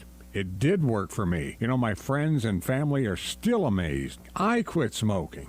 I didn't have cravings, anxiety, or weight gain. Listen, I don't know how it works, but I know it works because I'm living proof, and it's 100% guaranteed. So what do you got to lose? I'll tell you what you got to lose. A very bad habit. Join Mark Patrick Seminar's Early Bird Special, only $49.99. Hypnosis designed to destroy unwanted cravings. That's right. Seminars, Sunday, March 16th. Holiday Inn, St. Louis Southwest, Route 66 in St. Louis. Weight Loss Seminar, 11 a.m. Stop Smoking Seminar, 2 p.m. Or Monday, March 17th. 4 Points by Sheraton, St. Louis, Fairview Heights, Fairview Heights. Weight Loss Seminar, 5:30 p.m. Stop Smoking Seminar, 8 p.m. Register at markpatrickseminars.com. You're listening to the Annie Frey Show live from the Air Comfort Service Heating, Cooling, and Insulation Studio. Prices are going up in 2025 on HVAC equipment. Save now with 2024 pricing on a new system today. For details, visit aircomfortservice.com/new.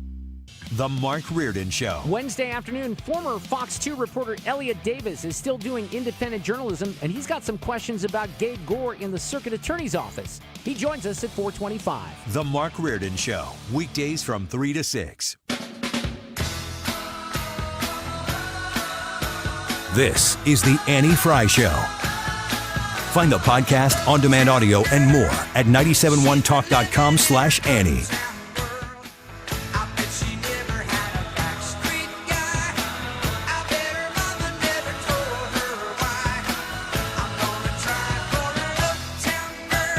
This legislation is infringement on those rights.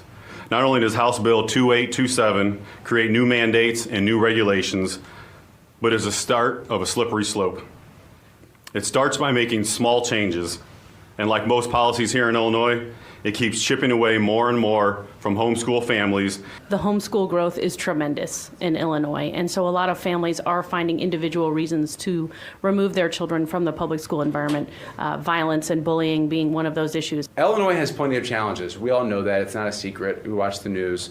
But homeschooling is, frankly, not one of those challenges. It's not a problem. It's a solution. Well, we have Illinois State Republican reps Schweitzer, Deering, and Weaver all talking about HB 2827, and we're going to get to the details of this bill here in a second. But isn't it interesting that right when everyone's like, this public education system that is set up for our kids is insufficient or it's overbearing, we're gonna go find an alternative. If you look at what the state of Illinois did to families, hi, I'm one of them. I had a husband in education and 3 kids in school. So grateful that I send my kids to a Lutheran school. I pay the tuition to send them there, and I'm grateful that I do, and I do that to keep them out of the public education system. Some people's solution at that time was to homeschool those kids, and now the Illinois supermajority of Democrats and our Lord J.B. Pritzker want their fingers and their hands all over the education that you tried to provide for your kids as an alternative to the crap education system the state has provided for them. I mean, that's my summary. We'll see what House Minority Leader Tony McCombie wants to do to clean that up. Let's get her on the show here. Love having Leader McCombie on with us. You and I have been in many places together over the course of the years, and I know you're fighting to do what's right for the state of Illinois and their students. Tell me a little bit about HB 2827, and I've been alerted to it 2927 as well. Maybe you can tell us a little bit of the basis, the foundation of what Democrats are trying to do. Yeah, thanks for having me. Don't you think it's really a way to deflect on what's going on in the public schools? I think that's kind of what's happening. And you're not protected with your kids going to the Lutheran school with this bill. The private schools are also being targeted here. There's a part of this homeschool bill that is asking or requiring that your private schools are going to have to inform the state of Illinois your children's names and information to the state of Illinois. So you're part of this now too. And they say that they're going to amend the bill. We don't have any idea what that's going to look like. Oftentimes when the bill gets amended, especially with this much opposition, it could be worse. Oftentimes the Democrats double down on bad policies, so it's a little terrifying of what that's going to be. But I think Representative Weaver put it best when he said, the bill aims to fix a problem where it doesn't exist. The sponsors of the bill, and that would be Representative Tara Costa Howard and Representative Mussman, talk about truancy and safety of children. And there is nobody in the state of Illinois or under the dome that doesn't want to put the safety of children first. But if you're going to talk about truancy, and I want to look at my notes so I say it right, the school report card that is on ISB states that the chronic truancy rate is around 20% for all demographics. Low income students, that number is about 31.7%. Why are we not tackling the issue that is already at hand that we have in our public school system? Why are we looking for a problem that doesn't exist? Why are we not tackling what we already know? That's the question I have. That's a great question. And, I think you could probably parse, I'm sure it's not a 1-for-1 ratio, but the people who have said, you know what, my tax dollars still go to the public education system, but I'm going to do what I need to do, sacrifice what I need to sacrifice between dollar and minute that you'd have to take to homeschool your kids. It's a ton of time and a ton of dedication to do that, or to send them to a parochial school, some sort of alternative to public school. For me, it's a Lutheran school. It is a sacrifice to do that, and you're choosing to do that because you see it best fit for your kids. What is the state of Illinois? What kind of requirements are they looking to put on these families? What kind of burden are they putting on these families if this bill gets through? Well, one, curriculum mandates. That's scary. Absolutely. I mean, when you say curriculum mandates, Leader McCombie, what could that mean? Oh, I think it could be endless, right? Is that sex education? Is that you have to teach a certain kind of, like we've seen DEI be throttled into our classrooms in a public education system. Does that mean that they could require those types of things for private schools, for Christian schools, for homeschools? Well, I think certainly. I mean, they could say what they want. I don't think there's anybody in their homes. No different than, thankfully, teachers when they tried to put the national standards on us. What was that in 2018? I mean, many teachers, thankfully, were even, in a lot of our rural districts, especially, in my district and in probably Southern Illinois, especially, well, actually all throughout the state, where some of those teachers are pushing back saying, we're not going to teach those national standards. Now, there were teachers that were saying they're going to teach it, but a lot of teachers were like, nope, that is way too far. We're not teaching that crap. I think you put it earlier to our kids. Right. But that it could definitely be that. And I think that is a push. And I think that's why a lot of folks with the administration with Trump about abolishing the Department of Education, because we don't want national standards. We certainly don't want that. So that certainly could be a push for that. That's certainly it. The homeschool educator requirements requiring what for the parents. I mean, I don't even know how you would police that, and why are you policing it is a better question. And they want it to mirror our public schools. Well, if you wanted it to be like public schools, you would be putting your children into the public school. Facts. But anything, I think that the majority party, whether it's your business, how you live your life, whether it's education, your leisure, everything, anything to add more regulation and, make government bigger, they're all for it. And this is just another example of that. Does HB 2827 for homeschoolers specifically, does it permit any government representatives to enter the homes of these people in a way that hasn't already, in order to inspect or to supervise or anything like that? Does it put forth for that? I think if they are truant, it would allow, I'm not 100% on this, Annie, but I think if they were truant, it would allow a department to come in if they were truant. Ryan, did you have a question? Yeah, Leader McCombie, this is Ryan Wiggins. I'm not trying to score any political points. I'm genuinely asking this question. Are the people pushing this bill in Illinois, the legislators, are they listening to homeschool parents and private school parents, or are they kind of saying, no, we don't really want to listen, we're going to do this? Well, I would love to say that they are listening to homeschool parents, but I am going to probably tell you the truth and say they're just going to do this. So regardless, we have right now, we looked it up right beforehand, 24,697 opponents with 608 proponents. That tells me right away that they should probably hold off on calling this to the committee next week. And next week is committee hearing deadline. If that was my bill, well, first off, as a Republican, the majority party would never let me call a bill with that many opponents. It just wouldn't happen. So I wouldn't want to carry a bill that had that many opponents. I'd be like, okay, there's something really wrong with this. How do I fix it? This is not happening. They're going to call this bill next week. What were the numbers on the opponents there? What did you say? As of just right before this interview, 24,697 opponents with 608 proponents. And is that the witness slips? That's correct. And our caucus, right when this got filed, we started a survey petition right away because we wanted to be able to try to capture as many people within our caucus. And just our caucus, which is small but mighty, Annie. Yeah. We have 12,256 people that want to be kept in the know just with our caucus. So, that's half of the opponents that we're trying to communicate with right away to keep up on what's going on. Can people still file witness slips on this? Yes, they can. Yep. Can you? And you can almost go to any one of us. You go to ilga.com, go to put in the bill number, which is HB 2827, and you will see witness slip. And then you will go ahead and make sure to file in as an opponent.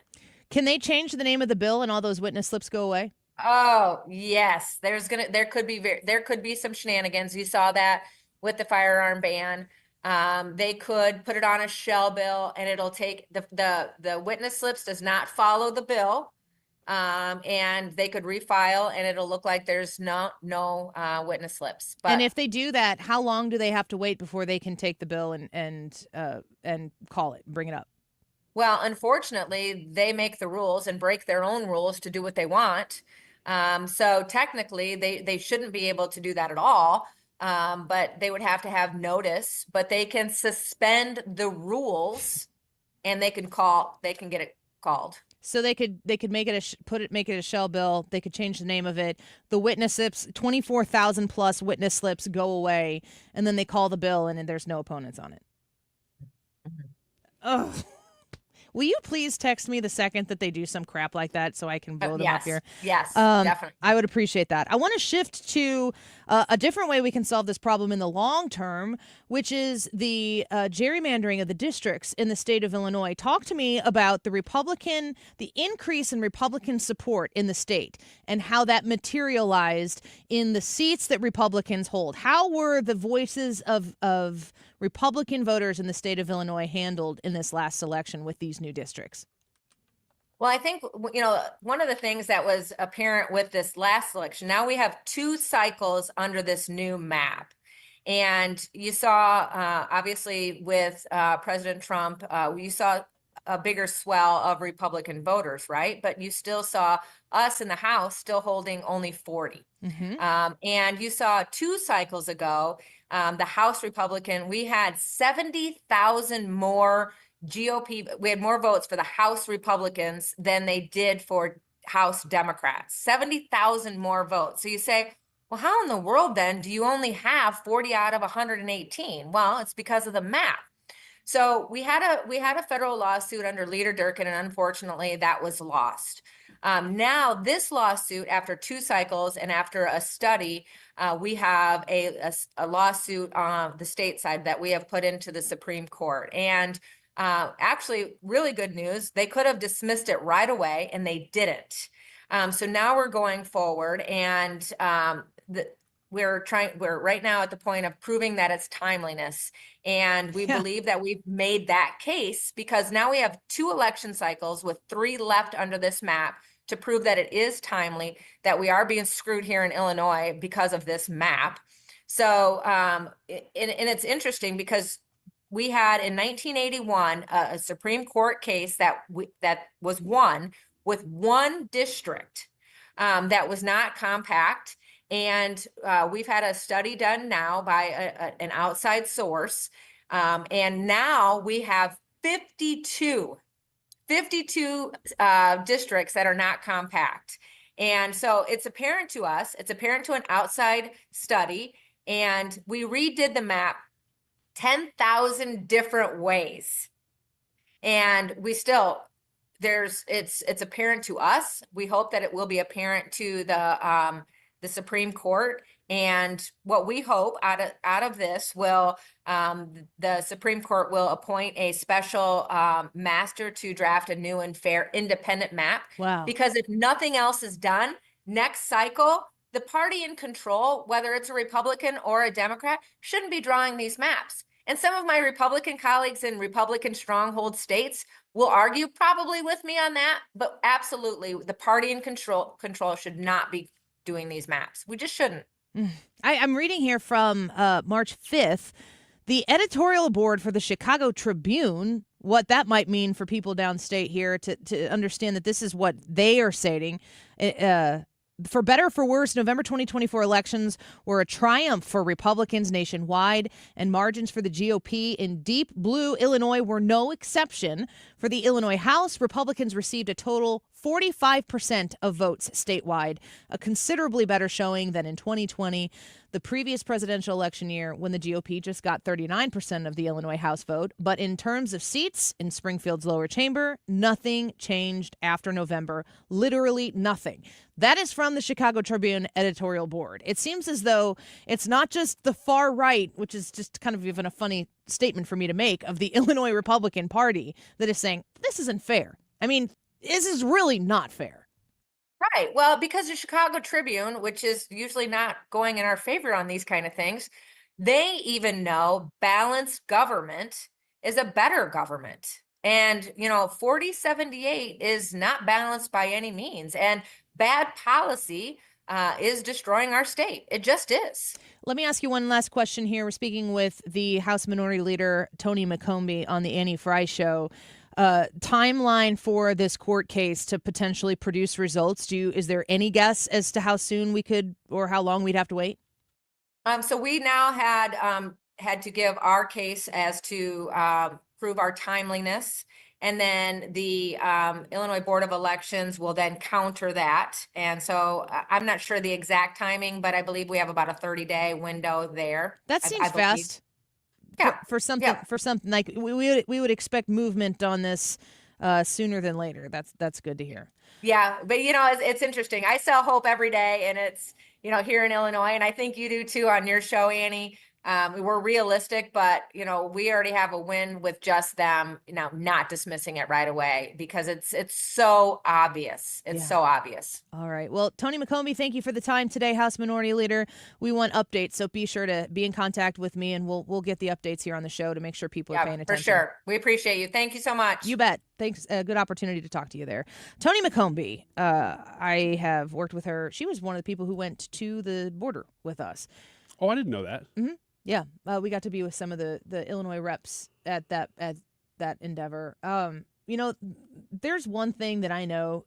I know a lot of people in Illinois state government, and I know that I know a lot of people who are serving in elected positions. I know a lot of people who have run for things in Illinois state government, and I know that they don't always agree on everything all of the time. But these are some basic things where Illinois Republicans can come together and fight like hell to make sure that Illinois citizens, taxpayers, have some of these basic rights to try to keep the Democrats' grubby fingers off of it. Like, of all of the things.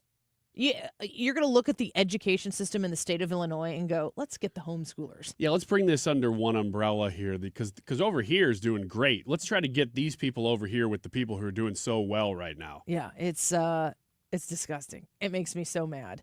HB 2827, get on if you're an Illinois resident, get on the ILGA, ILGA, Illinois General Assembly.gov and find HB 2827 and file a witness slip that is an opponent of it.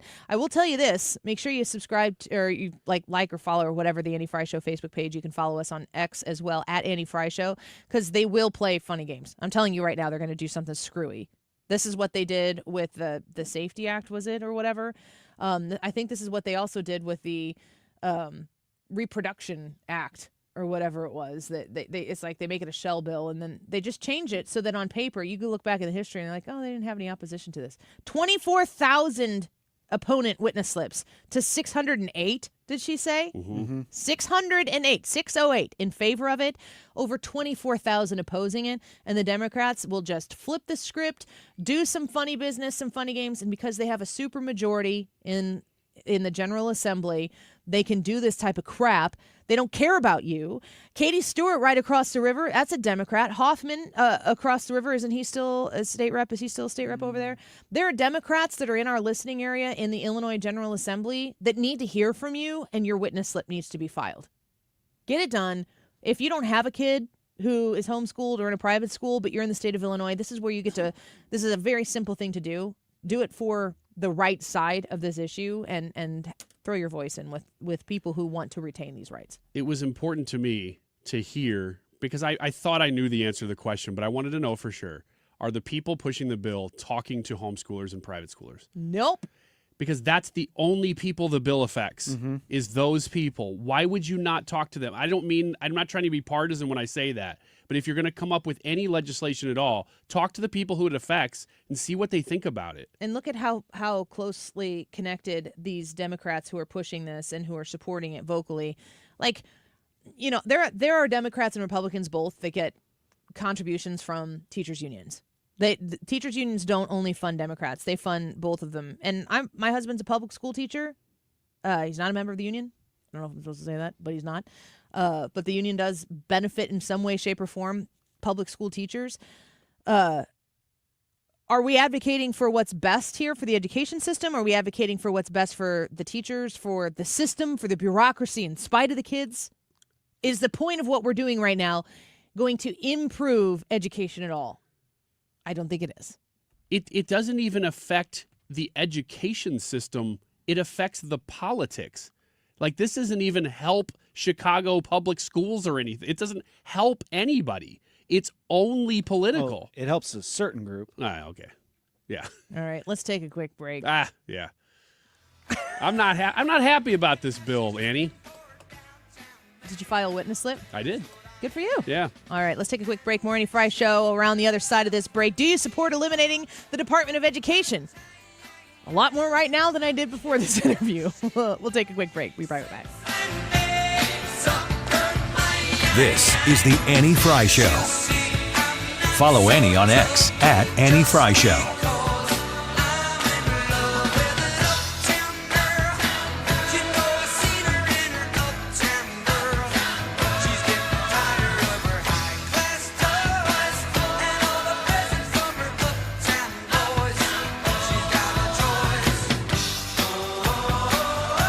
The Retirement Advisory Group online at retirementkey.com. Are you coming to the event Tuesday, March 25th at the Frontenac Hilton, 6:30 p.m.? I hope you're there. I get there at about 6 o'clock, and I love this opportunity to sit down with you, to meet you, to shake hands with everybody who fills the room. If you want to come hang out a little bit before the event starts at 6:30, show up before then, and I would love to meet you. Mark Cox will be there. Mark Rudin shows up as soon as he can get out of the studio and over there. It's a great time. Once the event starts at 6:30, it's about 45 minutes of a free seminar where you can learn about how to protect yourself once you get into retirement. And that transitionary period, it's a very important one. You need to make smart moves when you are leaving the working world and going into retirement to make sure that that retirement is, in fact, worry-free. Tuesday, March 25th at the Frontenac Hilton at 6:30 p.m. Reserve your spot at 314-993-9494 or find them online at retirementkey.com. Need a lawyer? Onder wins. Call Onder Law at 314-9-million. That's 314-9 all zeros. Or go to onderwins.com. The choice of a lawyer is an important decision and should not be based solely on advertisements. This is your reminder that Brian Kilmeade is coming to town March 22nd. That is next Saturday at the Factory, and we would like you to be there. There are still some tickets remaining, although that is dwindling every day. 971talk.com/events. And, of course, every time I mention that Brian Kilmeade is coming, I like to also remind you that you can meet him if you want to. You can get VIP meet and greet experiences added to that. And I would like to meet these people. Annie would really like to meet you, so even if you walk past her, she will come up and vigorously shake your hand. She just wants attention. Oh, my gosh. So she's going to be up on the stage and signing autographs and stuff, you know. She'll probably sign Brian's book if you want. No, I don't do that. Brian. You can get tickets at You're going to make Brian mad at me. 971talk.com/events. I'll send some of my books if she can sign if you really want to. Would you hand them all to me first, please? I'll take care of them. We'll see. Well, I don't know about the process yet. But I also would like to mention a big thank you to our sponsors, Bob and Tammy Kershaw from the Retirement Advisory Group, for making that event happen at the Factory on March 22nd. Love to see you there. It is 1:52. This time check is sponsored by Jerry Kelly Heating and Air Conditioning. It's time for a $98 furnace tune-up. JerryKelly.com, so you can place your ad. Won't they come along and down by the dozen? That ain't nothing but kissing love. Hey, little thing, let me light your candle coals. And mama, I'm sure all the hand and I'm just around. Yeah. This is the Annie Frey Show. Follow Annie on X at Annie Frey Show.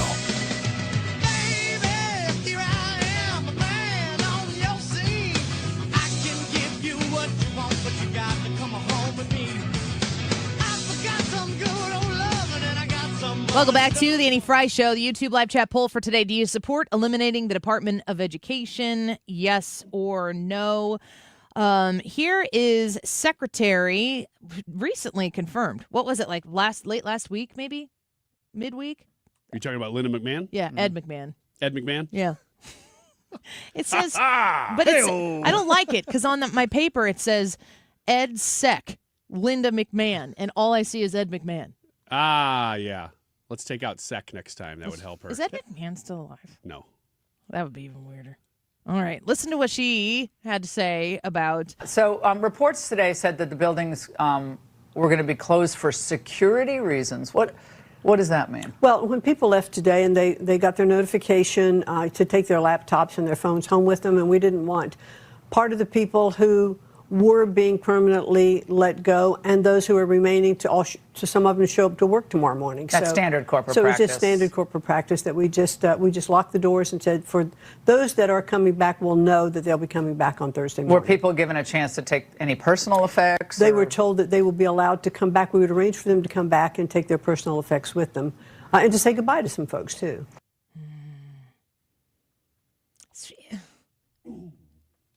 Have there ever been organized cuts to? I mean, this is a big cut. This is half of the Department of Education. A lot of people who work in the private sector know this type of a deal. And it's not fun. It's not good. It's painful. It's emotional. Do you feel, I guess these stories have to be discussed. The way that they're being inflamed by the people who are using these stories to try to disparage Donald Trump from a political standpoint, do they have the right to do that? I mean, if you're going to overemphasize the shock and awe of like, they lock the doors. But if that's what happens in the private sector all the time, they're making it seem like Donald Trump went and locked the doors with a big gold key and is like sitting in the Oval Office dangling it back and forth. It's very difficult to go through something like this. Businesses do this frequently. You have to do this frequently if you're a business. You don't ever have to do this if you're the government. And that's the problem, is that the government has never done this. I mean, I really don't think that the government has ever had this happen to it. And so you talk about a company, I've worked at some big companies, worked at some little companies. The biggest company I've ever worked at had maybe hundreds of employees, and I didn't even know everybody there. It's this big company. The Department of Education has over 4,000 people working for it. I don't even know how to vision a building big enough that one agency has that many people working for it. And of course, he said he wants to get rid of the agency entirely, but this is just half. Will it change? That's what the constant question is will any of the services provided from the Department of Education change by having half the amount of employees as it did before, 4,000 to 2,000? Do you support eliminating the Department of Education? More than ever. Yes? I'm a yes. All right, we'll find out what Brad thinks in the next hour. Get your votes as well. Annie Frey YouTube, youtube.com/@Annie, Frey. Frey, we'll be right back. When you have Rhino Shield on your house, it does a couple of things for you. It beautifies the house, and it protects it from the harshest elements. And boy, do we see those here in the greater St. Louis area. You get instant curb appeal. It will stick to anything. Rhino Shield is the answer, no matter whether you're painting a home or a church or a business or a condo, because it's 100% waterproof. It takes care of the outdoor maintenance on whatever is on the outside of your home. The brick, the block, aluminum, steel, stucco. They can put this on with the 2 to 3 coat process. They're there about a week, and they do a great job. A lot of businesses have done it in the area. Several Firestones have done that. Vantage Credit Union over the years, Harlan Packaging down in DeSoto. Call Darren today and schedule your free estimate. 877-25-RHINO, easy to remember phone number, or go online today at 877-25-RHINO.com. Why do the national tax resolution firms need the tiny fine print at the bottom of all their TV ads? Hi, this is Lance Story with the Lance Story Law Firm. You don't hear fast-talking disclaimers in our ads because the claims we make are 100% transparent. The Lance Story Law Firm primarily focuses on one thing, IRS problems, and we're regulated by the Bar Association, and we have a AAA rating with the Better Business Bureau. IRS issues are serious legal issues. The Lance Story Law Firm has helped thousands of clients navigate the best resolution plans, and we tell you up front exactly how much it'll cost. Tax resolution law is all we do. So before you send money to some out-of-town, high-pressure salesperson, give us a call at the Land Story Law Firm, located right here in St. Louis. Call today to schedule your free consultation with me, 314-260-6120, or visit LanceDruryLaw.com. The choice of a lawyer is an important decision and should not be based solely upon advertisements. Mark Cox here. Get into the college basketball spirit this March by going to the Range St. Louis West. They have their basketball bonus promo all month long. 3 different baskets set up. You have a chance to get big discounts on firearms, suppressors, optics, and more, or win a free private lesson, a discounted membership, or gift cards. Play basketball and get a bonus when you score. Everybody gets 1 shot a day. Members get 2 shots. 14803 Manchester Road in Baldwin, therangestl.com. We all have different ideas of the perfect retirement, but they all depend on the same thing, not running out of money. And preparing for retirement can sometimes be overwhelming, but it doesn't have to be. Find out how you could build your retirement on your terms. Join host Steve All for the All Financial Hour Saturday mornings at 6 here on 97.1 FM Talk. You can also visit yourmoneymattersstl.com for more details. KFTK FM Florissant from the Kaufman Townsley St. Louis's Injury Lawyers Studio. Call 314-500-5000. That's 314-500-5000. All on the free Odyssey app. A tariff tit for tat. I'm Lisa Brady, Fox News, and neither side backing down, with President Trump vowing countermeasures after the EU's retaliatory tariffs over higher U.S. charges for steel and aluminum. The president also still plans a reciprocal policy beginning next month. If they charge us 25 or 20% or 10% or 2% or 200%, then that's what we're charging them. He maintains other countries have taken advantage of the U.S. and a balancing is needed. Canada also imposing retaliatory tariffs on a variety of U.S. goods. The head of the EPA calls it the most consequential day of deregulation in American history, announcing a series of actions to roll back President Biden's environmental regulations, including rules on coal-fired power plant pollution and electric vehicles. EPA Administrator Lee Zeldin, writing in the Wall Street Journal, trillions of dollars in regulatory costs and hidden taxes will be eliminated and help reignite American manufacturing. He also supports a rewrite of the EPA's finding that greenhouse gases endanger public health and welfare. Climate scientists have said undoing that finding will have little chance of success. A former Columbia University grad student will stay in custody at an immigration center in Louisiana until at least next week after an initial federal court hearing in Mahmoud Khalil's case today. President Trump wants Khalil deported for his role in pro-Palestinian protests at Columbia University last year. Attorney Ramzi Qassem says what the president seeks is not fair for a legal U.S. resident. Those grounds are vague, they are rarely used, essentially they are a form of punishment and retaliation for the exercise of free speech. The judge wants arguments filed on where this case should be heard. Fox's Gernal Scott. Khalil has a green card. His lawyers say he should be allowed to return to New York, where his American wife is 8 months pregnant. America is listening to Fox News. During tax season, your info travels lots of places you can't control. W-2 arriving from payroll platform 3. Everything criminals need to steal your identity is on your W-2. Last call for accountant and home office, 1 minute. LifeLock monitors hundreds of millions of data points per second. Tax preparation data centers with service to IRS. All aboard. If your identity is stolen, we'll fix it guaranteed, or your money back. Save up to 40% your first year with promo code NEWS. Visit LifeLock.com. Terms apply. Why pay more for prescriptions? Stop overpaying and start saving with SingleCare. It's easy. Find your prescription on SingleCare.com, show the coupon at the pharmacy, and start saving. SingleCare works at pharmacies nationwide and is completely free to use, whether you have insurance or not. So the next time you fill a prescription, check SingleCare to make sure you're getting the best price. Take control of your prescription costs.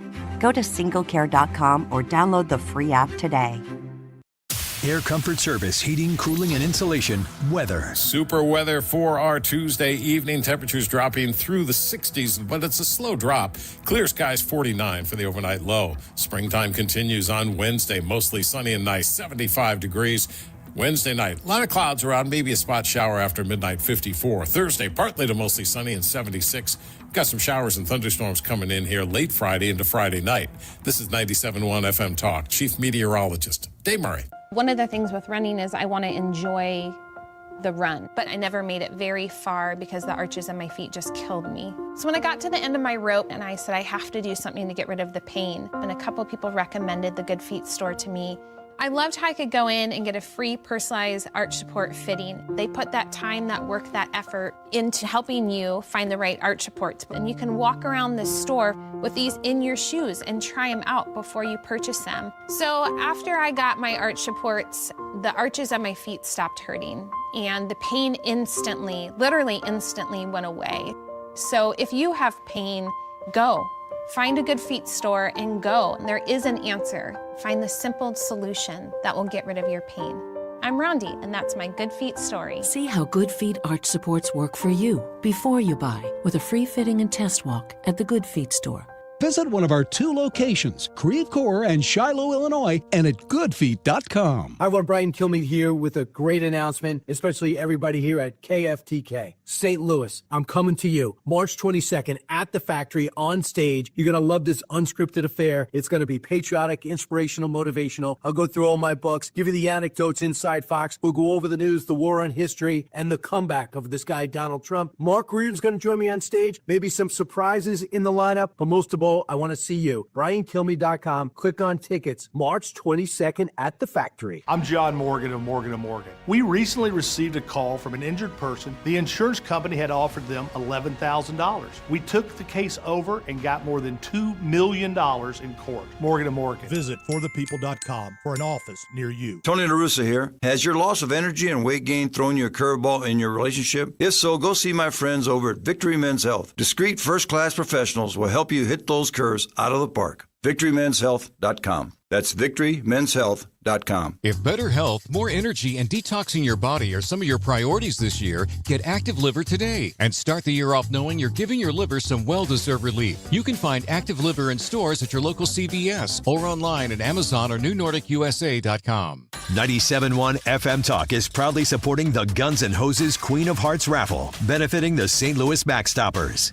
Learn more at STLGunsandHoses.com and listen to the Mark Cox Morning Show Fridays at 8:20 for winner announcements. That is exactly what I needed to hear. Thank God someone here knows what they're talking about. That's us. That's right. Gotta love this American ride. All right, you need to take the time and get the full picture.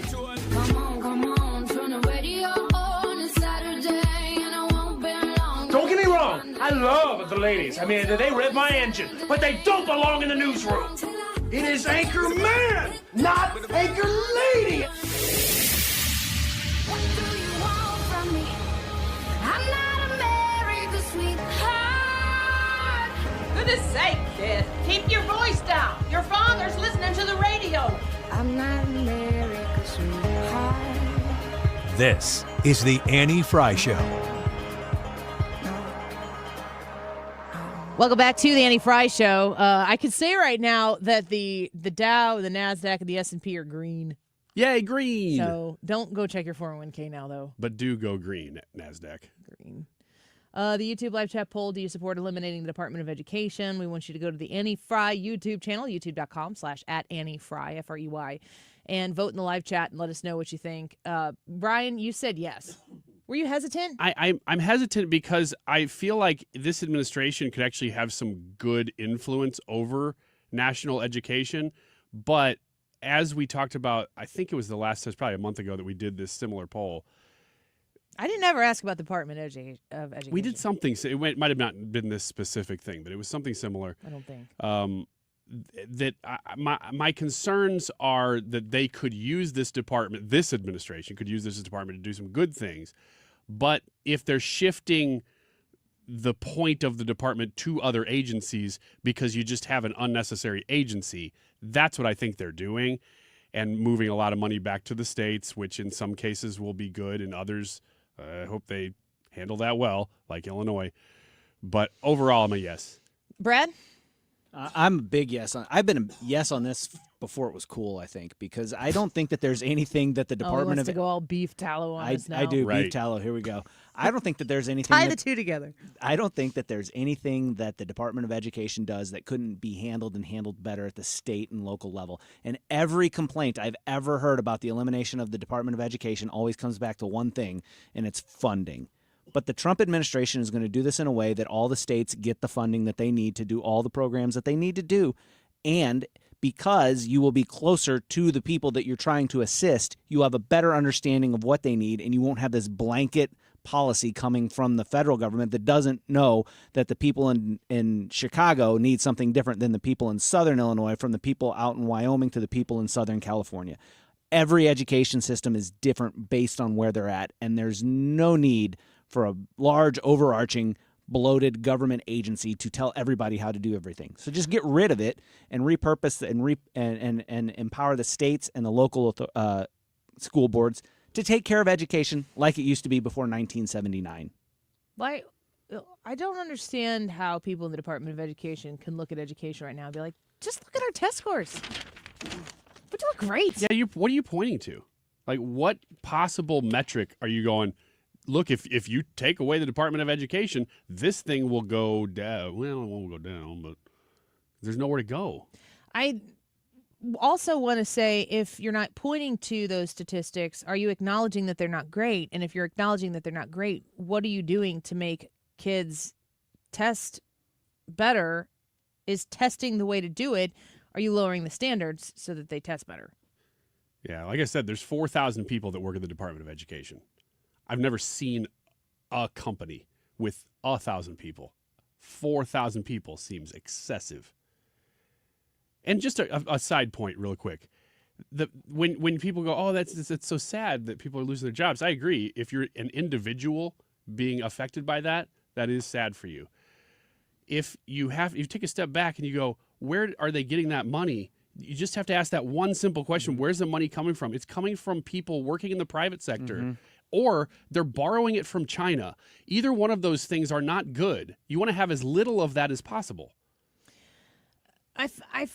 The shift that is taking place right now with cutting back, and also when we spoke with Harris Faulkner earlier in the show, she was talking about, like, we're on an information finding mission.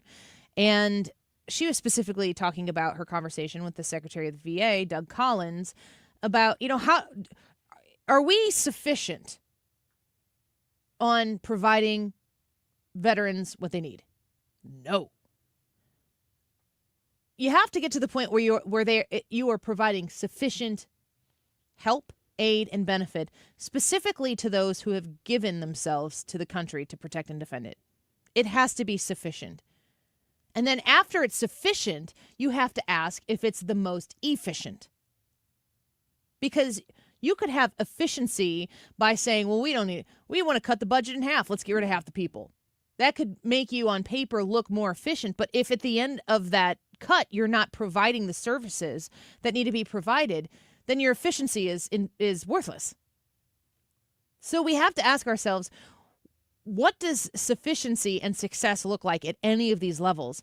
And I do believe that in the process of trying to make our government efficient, which is the purpose of the Department of Government Efficiency, DOGE, I do believe that there are going to be times where they cut too much, where they cut something, we don't need that, and then they go, we really needed that, put that back. You can't bat 1,000 on these things, especially when the government is as big as it is. And the fear of making a mistake along the way has made politicians forever, like, the easiest decision in the world is, we're not going to cut. We're just going to fund our things more. And we're going to brag about, we were there for you. You didn't do that. You had to take that money that your children's children don't have in order to win a political battle that's a 2-year cycle. And it doesn't matter if you're in the Senate and you're every 6 years up for election. It matters who's in the House. So you have to shrink it down to what the smallest election cycle is. And it's a 2-year election cycle, which means you got about a 1 year to go through efficiency and push it as much as you possibly can, but not to the point where you break it.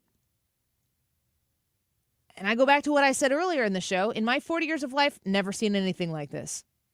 And I would ask you as a listener, if you're on the YouTube live chat, maybe you're 40 like me, maybe you're younger than me, but I know a lot of you might have a decade or two on me. Have you ever seen anything like this? And I really believe deeply that the patience that it's going to require from the American taxpayer and the American citizen and the American voter, not all the same people, but for the most part the same people, the patience it's going to require and the understanding it's going to require for us to do this thing, to right-size government, we are going to have to understand collectively they're going to make mistakes along the way. And I want the government, I want the Trump administration to be humble enough to acknowledge when that happens and fix it. And it's very difficult in the political world to know the difference between, and I keep going back to this because I keep hearing from folks, listen, Annie, when you talk about government cuts, that's me, and I'm very dedicated to my job, and I've worked very hard, and they feel like they have a purpose. I hope they do. And maybe it's like the private sector. You feel like you have a purpose, you serve a purpose, and the people at the top say, we see it differently. Yeah. And that's not fun. And there's no way to be like, you're doing this for your country. And they're like, oh, okay, that's great. I'll just go get another one of them jobs when I've been doing this for decades. Yeah. That's another problem, is that the jobs are really good. I mean, if you get one of those jobs. Have you heard people say, like, I'm going to get a government job? Heck yeah. Do you know what that means? Yeah. It means security. It means usually a pretty darn good paycheck and benefits, too. That's all tax money, and that's printed China borrowed money, though. That's what it is. Which is a security risk. Which is. I did want to mention this just because I got sent it by somebody who I really trust this morning. Was it my dad? I can't say because... Dad, come on! Because he told me not to. But one of the byproducts, apparently, of the DEI purge of the military has been that Air Force vets have found their history with the Air Force erased. And that what? The vet has found their history I don't know erased? if it's just in a database or what, but a friend of mine looked to see if this was true. She said, yeah, hers and her mom's and her grandma's service has all been erased from the database. And she's like, well, and I said, well, that sounds like it's some sort of tech error. Yeah. They need to get tech support. I don't think your actual history with the military has been erased for all time, but that, there's things like this that are going to happen, and acknowledging that they have happened is not wrong so that they can be fixed. Mm-hmm.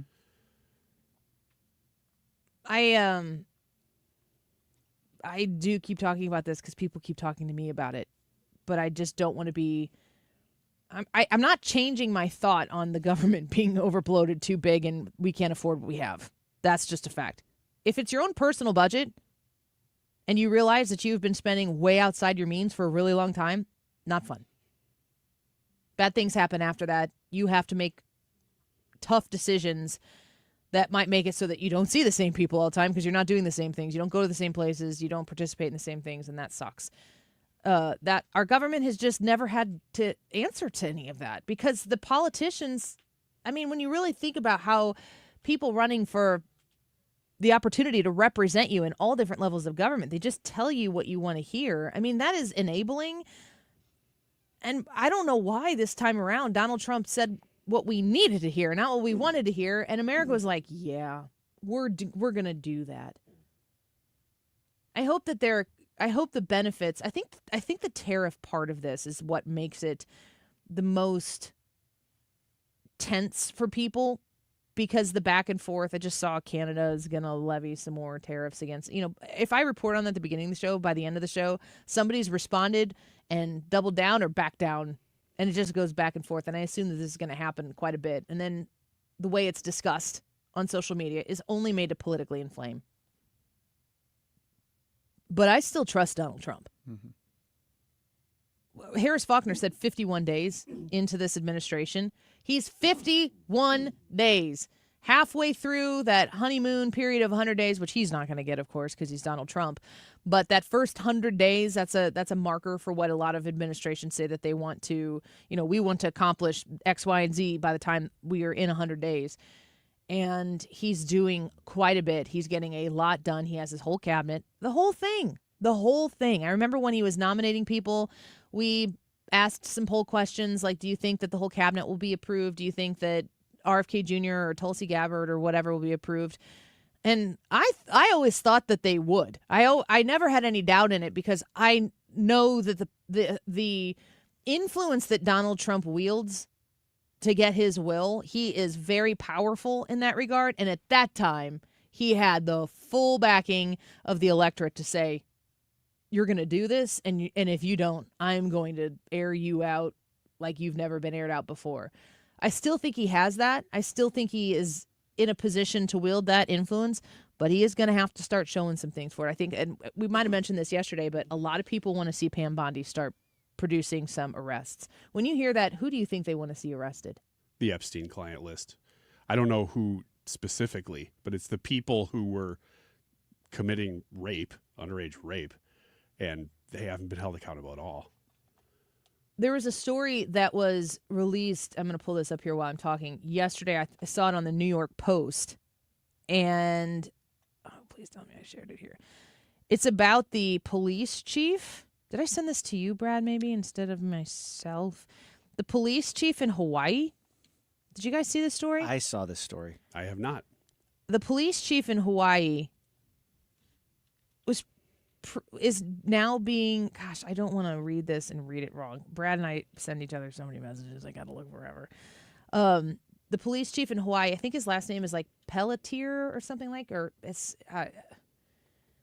he is being implicated in covering up a gang rape that include Diddy. Oh. And Odell Beckham Jr. Holy smokes. And one other person. And before he was, so he's in Maui, I believe. Do you have the story? I got one here from NBC News.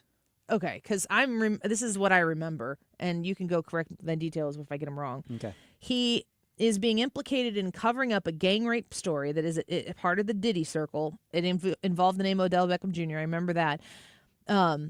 He also is connected to, of course, the fires that took place in Hawaii, with a lot of people have a lot of questions about that. There were a lot of missing children. Oh, I didn't know this either. From the fires. Huh. Unaccounted for. What? Really? Children. Wow. And you know where he was police chief before Maui? Vegas. Do you want to know when he was police chief in Vegas? Oh, no. What year was that? ABC News. Can you send me that article and send me that article in the break? I'll come back with some of the details. Okay. I'll get the New York Post one too. But these are the stories where I'm like going, what? Well, and now is the time to be in. Now we finally going to have somebody investigating these things. Yeah, you would think. You would think. People want information. People want facts.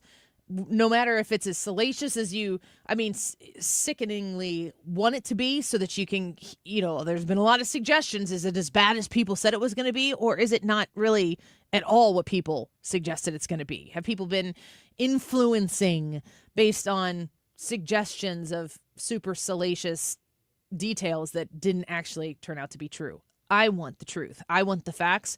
I don't want it to be sensationalized. I just want the facts. And I think a lot of Americans want the same. I'll just say this before we take a break and come back to it. It's only going to take one person. If they can find one person involved in any aspect of any of these rings or any of these crimes, whatever they are, perceived crimes, one person squealing and the whole thing's going to come down. So maybe we're getting close to that point, because that's what it's going to take. I'm not real confident that they kept the records on these things at the FBI, but you do have people and they can give witness. The New York Post, I got the article up here. Maui's police chief has been accused in a bombshell court filing of helping to cover up a gang rape allegedly carried out by Sean Diddy Combs, NFL star Odell Beckham Jr., and comedian Drewski. Never heard of him. Druski. Police chief John Pelletier is accused of trying to conceal the violent attack on one of Combs' accusers, Ashley Parham, after it was reported in 2018, according to an amended lawsuit filed in Northern California federal court. The police chief and the celebrities accused of carrying out the attack have all strenuously denied the allegations. Then a police captain in Las Vegas, Pelletier, is accused of posing as a Contra Costa sheriff's deputy when he responded to a 911 call about the alleged sexual attack at a home in Orinda, California. The court papers charge. The accuser claims a neighbor who she believed at the time was a Good Samaritan called cops after she fled the home in the wake of the alleged gang rape. Pelletier, falsely posing as a Contra Costa sheriff, told the alleged victim and the neighbor that they had received several noise complaints prior to the neighbor's call and instructed Parham to find a way to get home. We can look a little bit more into this on the break and talk more about it, because it's just a lot of these things where it's like, what? what are you talking about? We'll get to the bottom of this story when we return. Let's take a quick break. Go vote in the YouTube live chat poll. Join us in the live chat. Do you support eliminating the Department of Education? Yes or no? We'll be right back. This is the Annie Frey Show. Follow Annie on X at Annie Frey Show. She likes me for me, not because I hang with Leonardo. RulerFoods.com, saving at Ruler Foods on your grocery bill, on your household goods. Smart move every single time you go to Ruler Foods to shop. I got a message from a listener just the other day, was giving us some feedback on the show and said, thank you for talking about Ruler Foods. I'm a loyal Ruler Foods customer. I know a lot of you are, but I also know a lot of you have heard me talking about it and you haven't given it a try yet.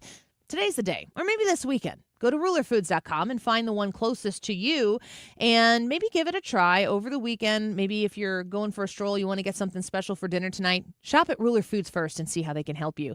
You can save right now on red or green seedless grapes, $1.69 a pound. Tyson boneless chicken breast, $2.99 a pound.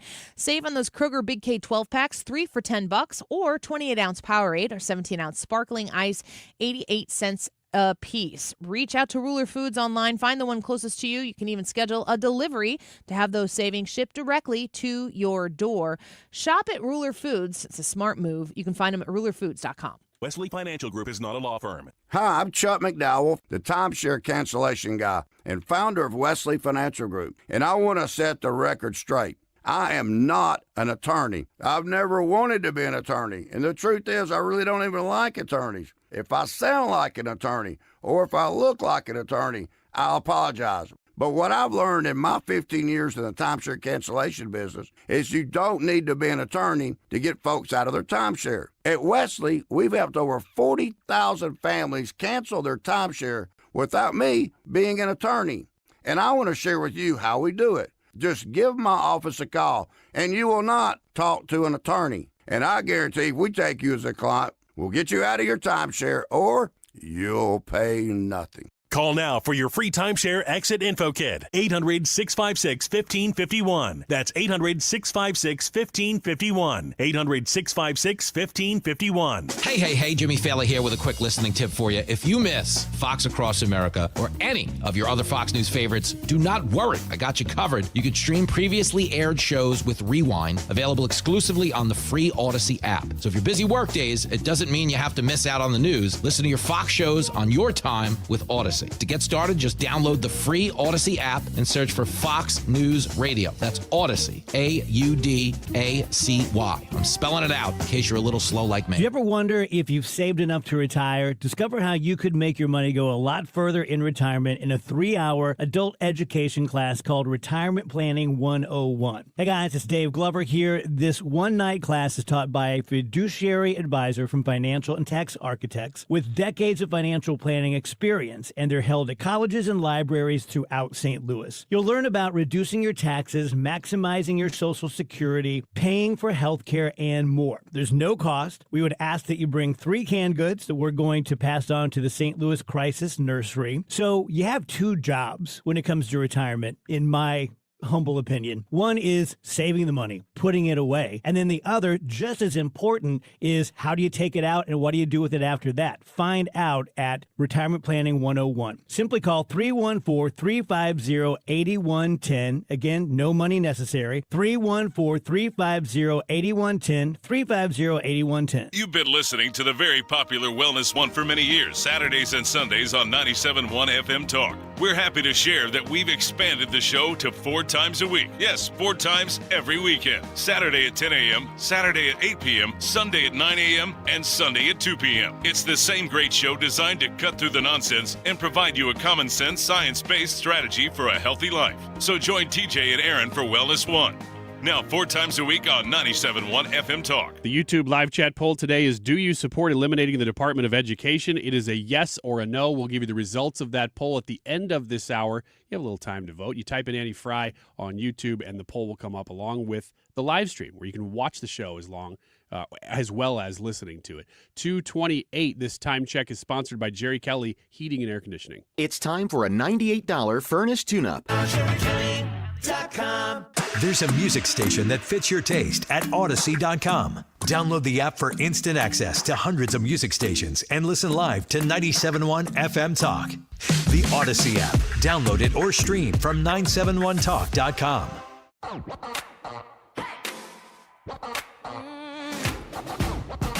This is the Annie Frey Show. Follow Annie on X at Annie Frey Show. And we paint a picture so one of a kind. Attention, we call attention. Our mission, redirect attention. So let's break the mold, go off the wall, be in the world but not of it. Against the grain, less of the same. We're walking out, we're loving. We're gonna march to the beat of a different drum. Welcome back to the Annie Frey Show. I'm going to talk a little bit here, and we're going to transition to this to talk about some Disney news on the culture front. But before we do that, I was looking a little bit more into this Maui police chief that has been named in the investigation into a cover-up of a Diddy, Odell Beckham, and comedian Drewski alleged gang rape incident. Very weird stuff. Well, a little bit more detail. This is from MauiNow.com, March 10th, 2025. So it's a fresh article, so to speak. This is the report that they have on this sheriff. And again, we were talking about like Pam Bondi, and people are getting a little stir crazy about wanting to see some materialized results from the Epstein files or from whatever. You want corrupt people to get their comeuppance, right? That's what I certainly want to see happen here. Pelletier was named Maui police chief in 2021, MauiNow.com, shortly after he was the subject of multiple complaints from MPD staff who said he made threats towards anyone who was insubordinate. Investigators found the chief likely violated policy but couldn't substantiate all of the allegations. Last year, the commission gave Pelletier a mostly positive job evaluation before becoming Maui's police chief, and in a unanimous 9-0 vote by the Maui Police Commission. Pelletier served the Las Vegas Metropolitan Police Department for 22 years in numerous capacities, which included serving as commander of the Convention Center Area Command, which is responsible for the Las Vegas Strip. In 2017, Pelletier notably served as the incident commander for the 1 October mass shooting in Las Vegas that killed more than 60 people. What year was that again? It's 2017. 2017. We still know nothing about it.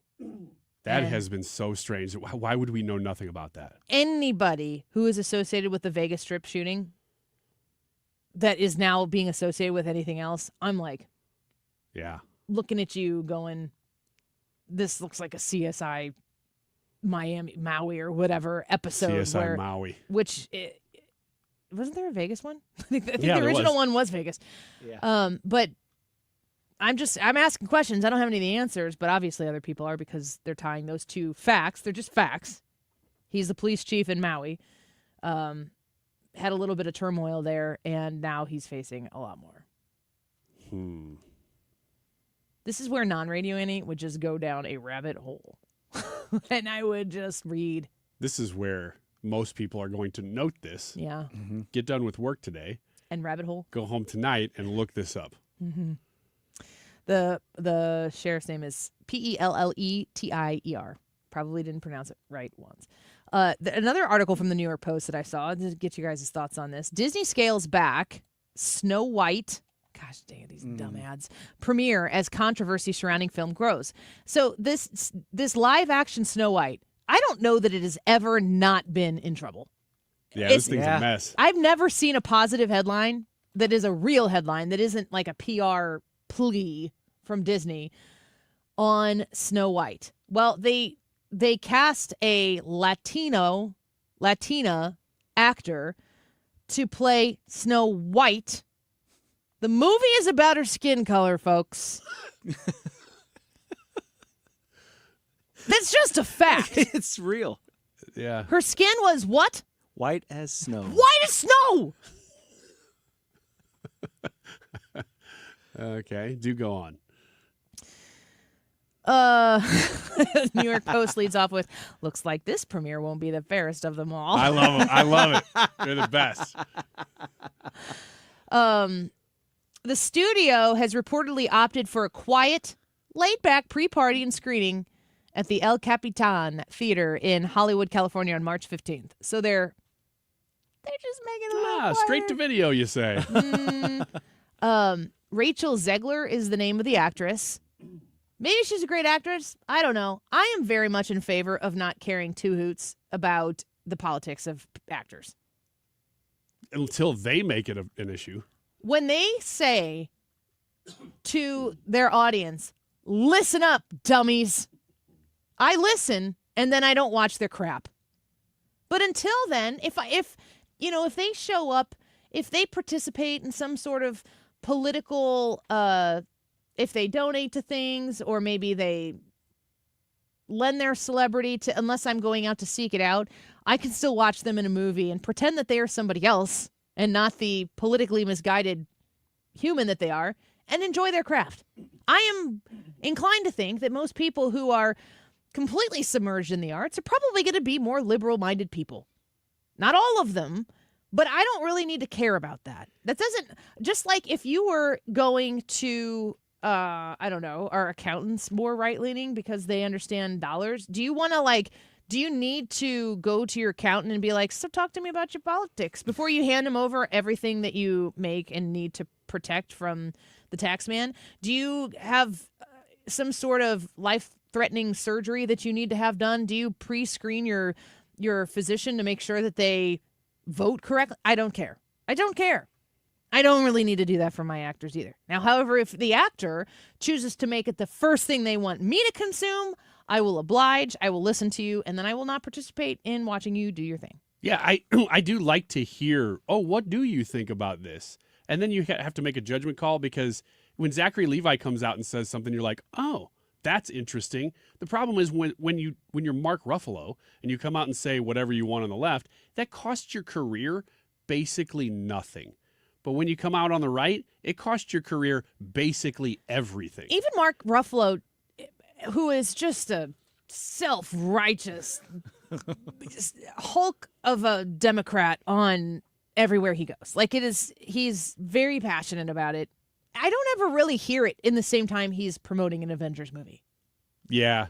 Mm-hmm. They probably tell him, shut up. Well, and they should, because he should. Yeah, he should. And, if you want just the lefties to come watch Avengers, then more power to you. That's fine. I would rather save my $18 at the box office to know that you don't want me to go see this movie. Fine, I won't do it. I'm not begging. Now, if you want everybody to go see the movie, if you're Tom Cruise and you're putting together Maverick and you want to get people into the movie theater to experience the thing that you're making that's meant to be seen on the silver screen, and you want me to go and you don't care how I vote, I would like to go be there and see something if it's excellent. These no-namers, I don't know who Rachel Zegler is. She's 23 years old. She's not affecting my life at all, but she sure wants to make sure that I, as a consumer and a parent of a family, 4 kids, well, probably 3, maybe 2.5, who want to go see Snow White in the theater because it's a Disney movie and they want to see a Disney movie. They wouldn't even know if it was good or not by the time we left. My $100 would be pretty critical of the thing, however. $100. It is. I went to see Moana 2, and it was $119. Jeez. Oh, man.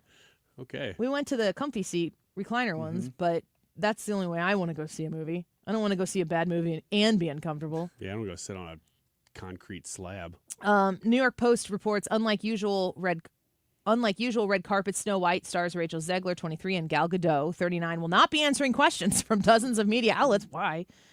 As Disney has allegedly handpicked only a select few photographers and a house crew to cover the high-profile event. So they don't even want people there.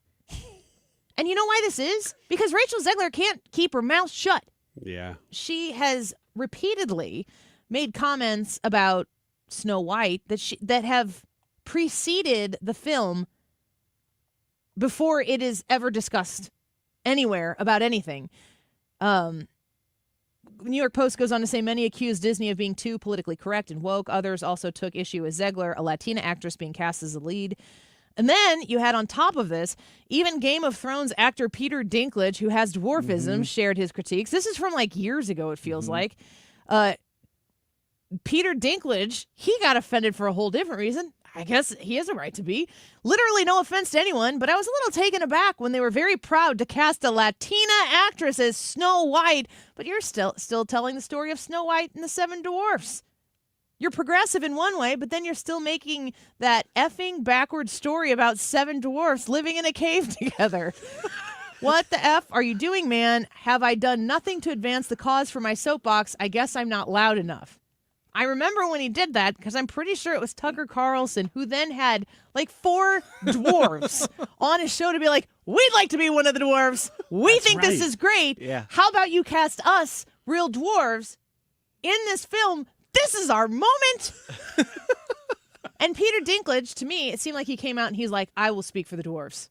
Yeah, that's exactly what he was saying there. Like he was like, oh, so you can have a brown tan skin girl be Snow White, but you're still going to talk about dwarves? And I was like, oh, you almost had it. Like we were almost there. And so then this is just like stupid. This is how Disney outstupids itself and is innovatively inverted on their wokeness. Disney, this is from New York Post, Disney's responded by claiming it was taking a, quote, different approach to, quote, avoid reinforcing stereotypes, end quote, from the 1937 film. They said that it was not going to be Snow White and the 7 Dwarfs anymore, that they were going to turn them into magical creatures. Mm-hmm. I don't think that's a win. Do we know what they decided? Yeah, they're not dwarves. They went with magical creatures? No, they ended up going with CGI like copies of the original animated dwarves. So they're magical creatures. They're not dwarves. Also, Peter Dinklage, I am uneducated. I say this openly and honestly, but I don't know the stereotype where dwarves just live together in caves. I think it's just from that movie. Yeah, I think those dwarves do. But are people really like, is that Yeah, like if you see somebody who's a little person, you're like, oh, must live in a cave. Never have. God's honest truth, hand to God. Never have I been like, are you a cave dweller? That's clearly a period piece. It's a fantasy land where these people, the 7 dwarves, live in a cottage. Snow White also talked to the animals. She was cray-cray, and she lived in a little cottage in the woods, fell asleep because a witch who turned herself into an ugly person handed her an apple, and then she woke up because a prince kissed her. Some of these things are not likely. So most of these things you'd watch and go, well, that's all fantasy. But the part with the little people living in the woods in a cave together, that's real.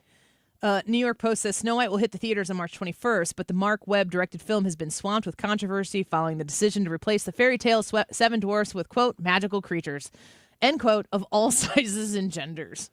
There's only 7. No. Is that what you're saying? There are only 7 genders? I think that's a little discriminatory. I've heard there are more. Hopefully each one of them is representative of a different gender. It's like informative. They're really... I'm Two-Spirit. That's the name of that little person or magical creature. Let's be careful. Let's be careful. On second hand, so the whole point of me bringing this up, because the whole Snow White controversy is years in the making. Mm-hmm. This has been going on for a long time. By virtue of saying that there were dwarves on Tucker Carlson's show who are like, can we have a spot? Disney is quieting this down. They're clearly ready to take the punch on whatever this is going to do. I think it's indicative of them having a little bit more of an eye-opening moment in this regard. But then there's also the story. I continue to see this being pushed out and people talking about it, and it's worth highlighting here. But Disney's got a show out. It's called Win or Lose. It was made for Disney Plus, and they put a Christian character in it, and the Christian character actually says a prayer in the show. The name is the character is Laurie. Prays, "Dear Heavenly Father, please give me strength. I have faith, but sometimes the doubt creeps in." That's a good prayer. Mm-hmm. Yeah.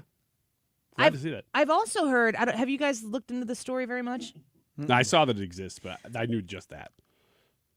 I think I also read somewhere that there's a transgender character in this show as well. So, like, now are we like high five representation for everybody? I don't know. But the fact that they'd put a Christian character in there non-ironically, I think is interesting as well.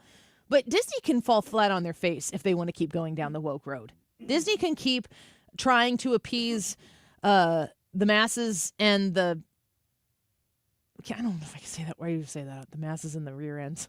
They can keep trying to do that. It's not going to sell. It's not going to be successful. And if they want to keep pouring money into these, oh, we better tamp down the promo, the screening for this because we don't want any trouble. Just continue to go down that road and continue to see how much people are over it. Just tell good stories. Go back to where you tell good stories and bring people back in, because not everybody is now like, oh, The Lion King or Beauty and the Beast, like the quote-unquote golden age of Disney. You're going to have to bring in new generations of people who actually care about the stories that you tell if you want this thing to continue to work for generations. Because the people you have right now are the millennials who grew up in the golden age who are willing to spend that money. And those people are going to get old, and they're not going to have kids that they want to subject to this type of stuff forever. Yeah, a little side note, but they've had to do that with Mickey Mouse.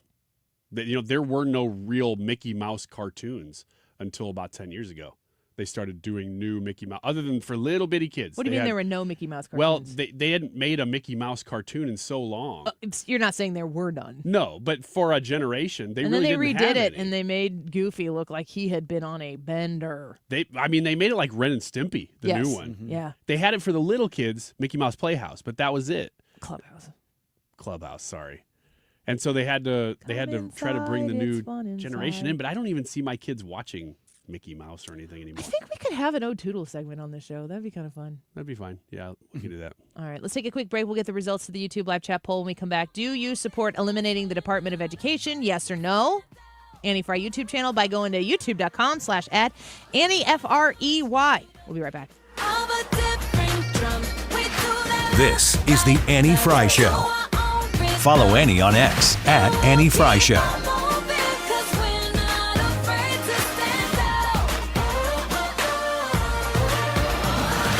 We're not a copy of the status quo. We're cut from the cloth of the original. Attention, gotta get your attention. Air Comfort Service, it's March, and this is one of those weird months here in St. Louis where you use your heat and your air conditioner in the same month, but it's really sometimes in the same day. We certainly have done it. If you want to make sure that your system is functioning correctly, I highly encourage you to call Air Comfort Service at 314-513-0091, 314-513-0091, and schedule your system check. Maybe even sign up for the monthly service that they provide. Be ready for the temperature with the preferred partner plan from Air Comfort Service Heating, Cooling, and Insulation. For $19 a month, you're going to get routine HVAC system checks, which means you don't have to think about it. They'll even call you to remind you to schedule it, and you'll be on top of the game with a good functioning HVAC system. You get discounts on service calls, repairs, and the new equipment. You're also going to get priority service. So if you need them to come out right away, they're going to put you right to the top. Only $19 a month, and when you pay monthly, you get the 12-month free. So reach out to them at 314-513-0091, 314-513-0091, or visit them online at aircomfortservice.com. Our daughter Jessie loves playing detective. A clue. But since we discovered she has sensitive skin, we've been playing detective too. We thought the problem was our puppy. But it was actually our old detergent. Aha. So we switched to Tide Free and Gentle. Tide Free and Gentle provides an excellent Tide clean, and it doesn't leave behind irritating residues like dyes or perfumes, so it's gentle on your skin. Case closed. If it's got to be clean, it's got to be Tide Free and Gentle. Ever have one of those days where your gut just feels blah? Ugh, yes. Occasional bloating or gas could be signs that your gut is out of balance, but Align Probiotic can help. Align 24/7 Digestive Support is a daily use probiotic with a unique strain to help relieve occasional digestive issues. It's the #1 doctor-recommended brand. So when you feel the signs, it's time to try Align. Align Probiotic. These statements have not been evaluated by the Food and Drug Administration. This product is not intended to diagnose, treat, cure, or prevent any disease. We've been here 30 years, 30 Christmases in this house, and we have the traditions that most families have. That's Terry talking about her experience with Rhino Shield ceramic coating. We did Rhino Shield 14 years ago, and the house still looks the same as the first day. Rhino Shield really worked with me to help me get just the right nice soft yellow, and it's 14 years later, and it's the same color. The main reason Terry called Rhino Shield is because it's backed by its 25-year transferable warranty. It just sounded wonderful that we could have the house coated with Rhino Shield and not have to worry about it again for 25 years. Take it from Terry. Give Rhino Shield a call now for a free evaluation. 877-25-RHINO.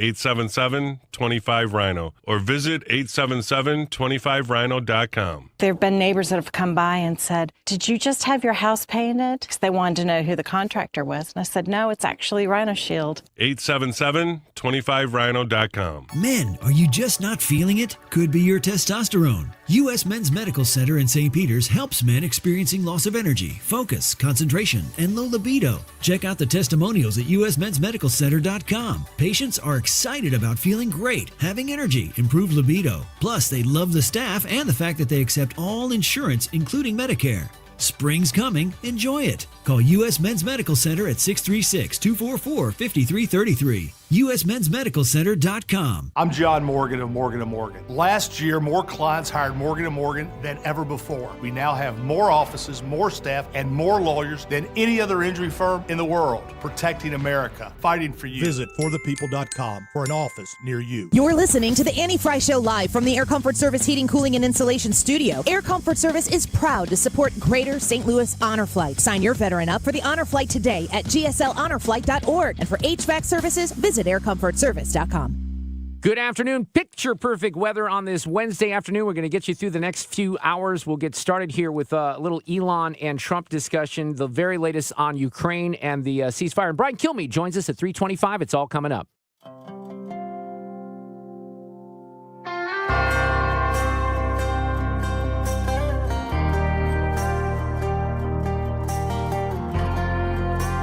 You're listening to The Annie Frey Show. Follow Annie on X at Annie Frey Show. There's a gold dirt road to a whole lot of nothing. Got a deed to the land, but it ain't my ground. This is God's country. Is this the song? No. This isn't the song. I just said, you guys got anything fun to talk about before we get to the poll? Ryan goes, I found a song yesterday that I think was written about me. What? Yeah. I found a song. I've never heard the song in my life, and I heard it, and I'm like, oh my gosh, did they write that about my life? Is it Bootylicious? No. Is it Milkshake? No, but both of those I can understand. This one's a little more serious. Like the lyrics, I was like, oh my gosh. This is not a setup. This is not. There's nothing here. I don't know what's happening. There was no pre-discussion. This is happening now. Do you have the song? Yes, now. I do. You want to hear it? Probably not. Okay, let me see if Never I mind. can make sure this song is playing. Here we go. It's called Thunderballs. Is this like from James Bond? It might be. I mean, I'm just discovering it too. Can you sing like this? No. Is this English? I can pretend. He acts while other men just talk. What part of this? He looks at this world and wants it all. That's not true. He strikes like thunderballs. Yeah, I think this is about me. He knows the meaning of success. Turn it off. It's beautiful. And, listen to this next line.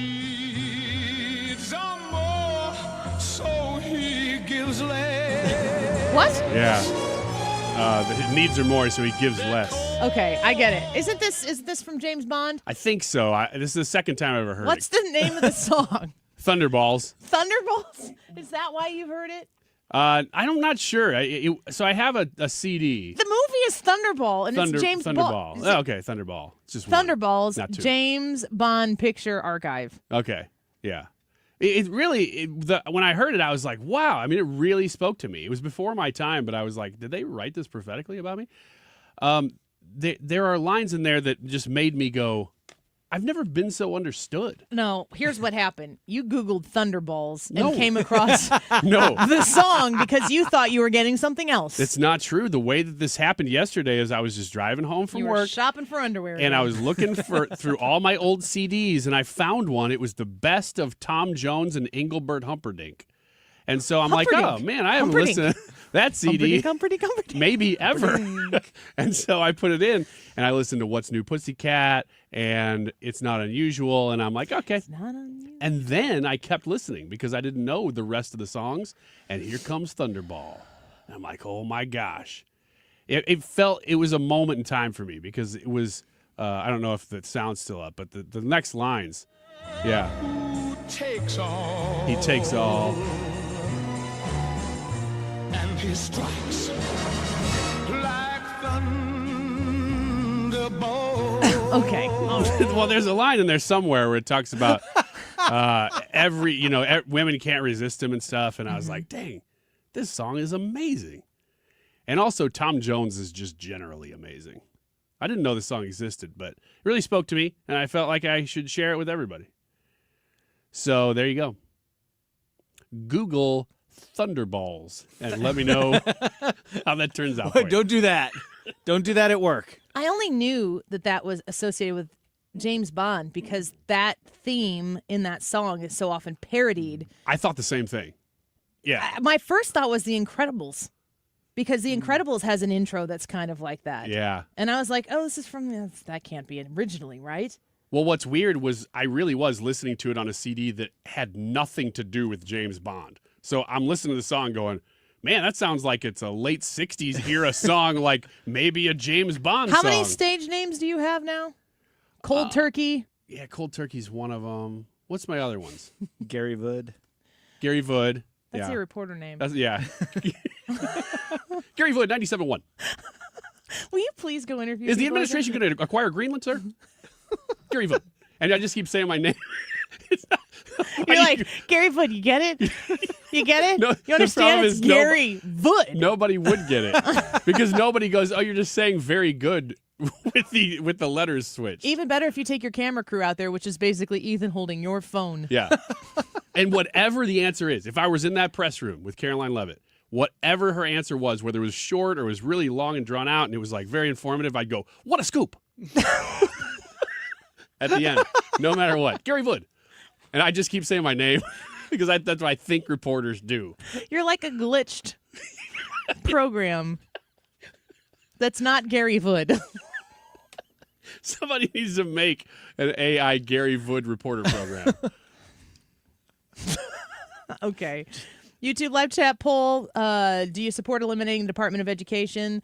I am a yes. Ryan, you were a yes. Brad was a yes. Ethan, you want to hook us up with either your thoughts or the results or both? Both. Yes, because hell yeah. Cut, baby! 290 votes on today's YouTube live chat poll. Do you support eliminating the Department of Education? 91% say yes, and 9% say no. Almost 300 votes, 91% of the Ethan, you're like votes Thunderballs. Am I? Yeah, you know the meaning of success. Are you guys done? End the show, please. Ryan's going to Disney and some other theme parks for the next couple days. We'll miss you. He'll be back on Monday. Ethan's going to pick up the slack in the absence of Ryan, which shouldn't really be that heavy of a lift. No, not at all. Keep it right here. Mark Reardon's next. Mark Cox here. Join me, Annie Frey, and Mark Reardon, along with Bob and Tammy Kershaw of the Retirement Advisory Group for the next Protecting Your Retirement educational event. It's Tuesday, March 25th at the Frontenac Hilton at 6:30. Here are Bob and Tammy with more. Are you nearing retirement or already retired and worried about market volatility and losses at this stage in your life? Would you like to learn why linking to the market is much safer than owning the market? Would you like to learn how to automatically lock in your market gains every year without having to sell? Did you also know if you are 59 and a half or older, you can roll over your company retirement plan tax-free to protect your nest egg from any future losses? You'll get all the answers and more. If you are 59 and a half or older, you can't afford to miss this event. Protect your retirement nest egg. Join the official financial advisors of my show, Bob and Tammy Kershaw, Tuesday, March 25th at the Frontenac Hilton at 6:30. Go online to retirementkey.com. That's retirementkey.com. You all hear the radio ads about the IRS. They tell you to be afraid, to be scared, and they try to frighten you into calling. I'm not here to do that. Tax Relief Advocates is different. TRA is here to tell you that if you owe money to the IRS, whether it's $5,000, $50,000, or $500,000, we have a solution. It doesn't matter if you're sitting in your car, at work, or with your kids. No matter where you are, call now. 800-575-6986. Don't lose hope. TRA can eliminate or reduce what you owe to the IRS. There is zero risk to you. If we can't reduce your tax debt, then you pay nothing. Our passion is taxes and helping individuals fix their IRS problems. We have a 5-star rating on Google and an A+ with the Better Business Bureau. You don't need to be afraid of the IRS any longer. End your tax nightmare today by visiting us online at TRA.com or call 800-575-6986. That's 800-575-6986. Tax Relief Advocates. Real solutions for real people. Attention St. Louis Medicaid residents in need of care at home. If you need assistance with daily activities, you can receive in-home care from a loved one that lives with you and they get paid. Through Medicaid with no cost to you, Freedom Care allows you to choose who provides your care at home in St. Louis and they get paid instantly. This is 100% free to you. Call now to check your eligibility. It can be your daughter, son, a close relative, or trusted friend helping you with cooking, transportation, laundry, and other activities in your own home. You get the help you need, and your caregiver gets paid instantly. Freedom Care has over 7,000 5-star Google reviews and is a leading choice in St. Louis for in-home care. If you have Medicaid and want great care from a loved one that's free to you through Medicaid, go to freedomcare.com or call 314-597-1749, 314-597-1749, 314-597-1749.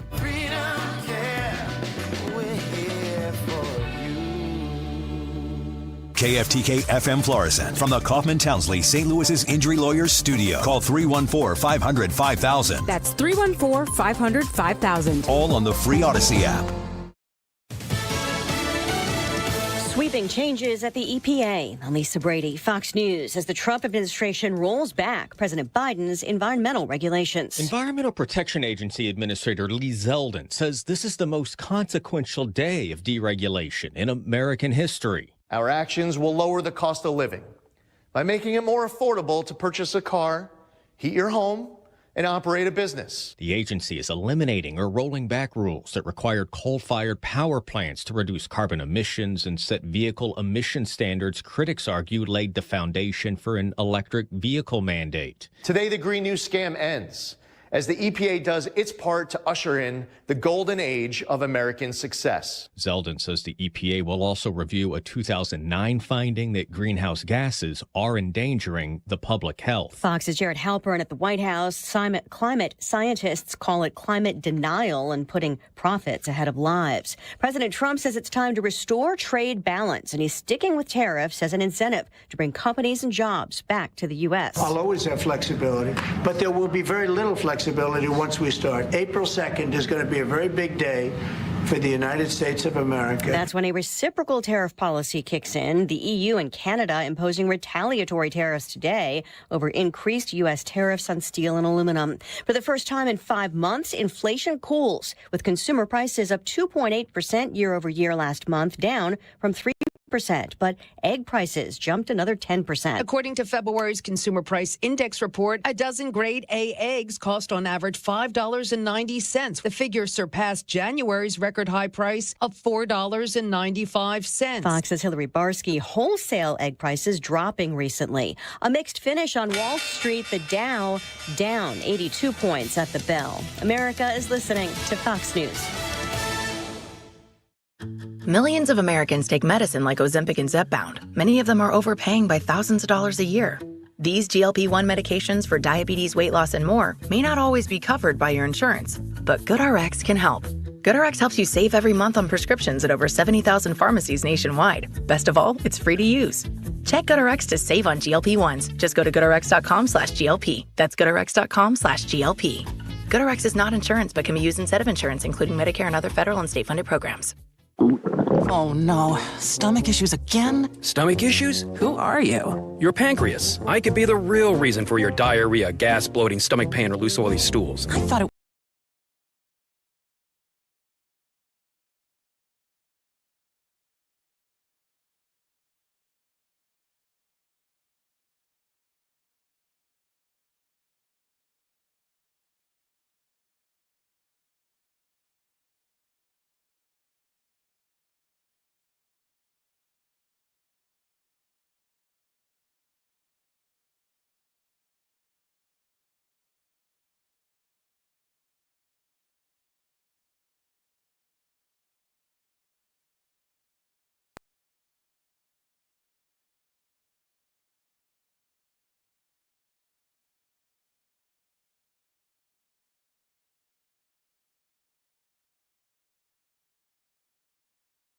Now, cops tell us a pair of officers stopped a vehicle which had two men inside because it was parked illegally at a bus stop.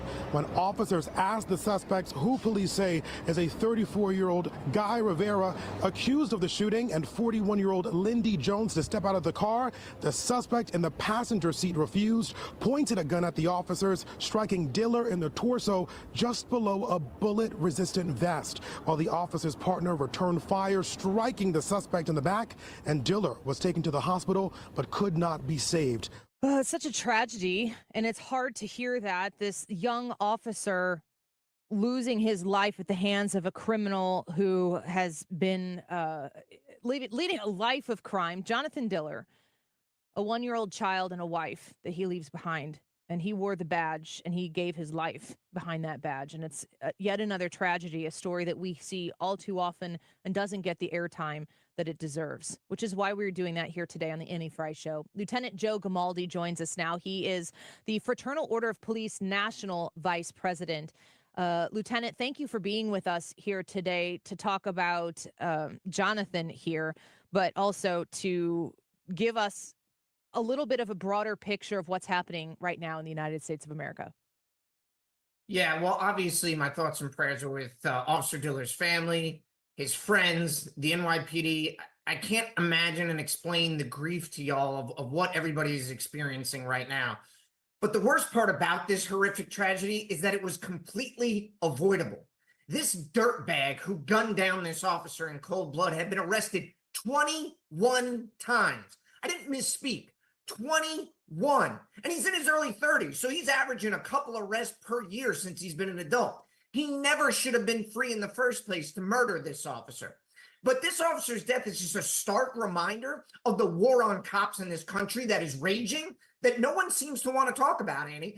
We had 378 police officers shot last year. That is a record since we started tracking the data back in 2015. It is a 60% increase in officers shot since 2018. And it just continues to roll on. This year, it's not getting any better. We're already outpacing those numbers by 7%. Ambush attacks are through the roof, over 115 last year. And you know, when I talk about the war on cops, I don't want to just complain about the problem. I actually want to offer solutions.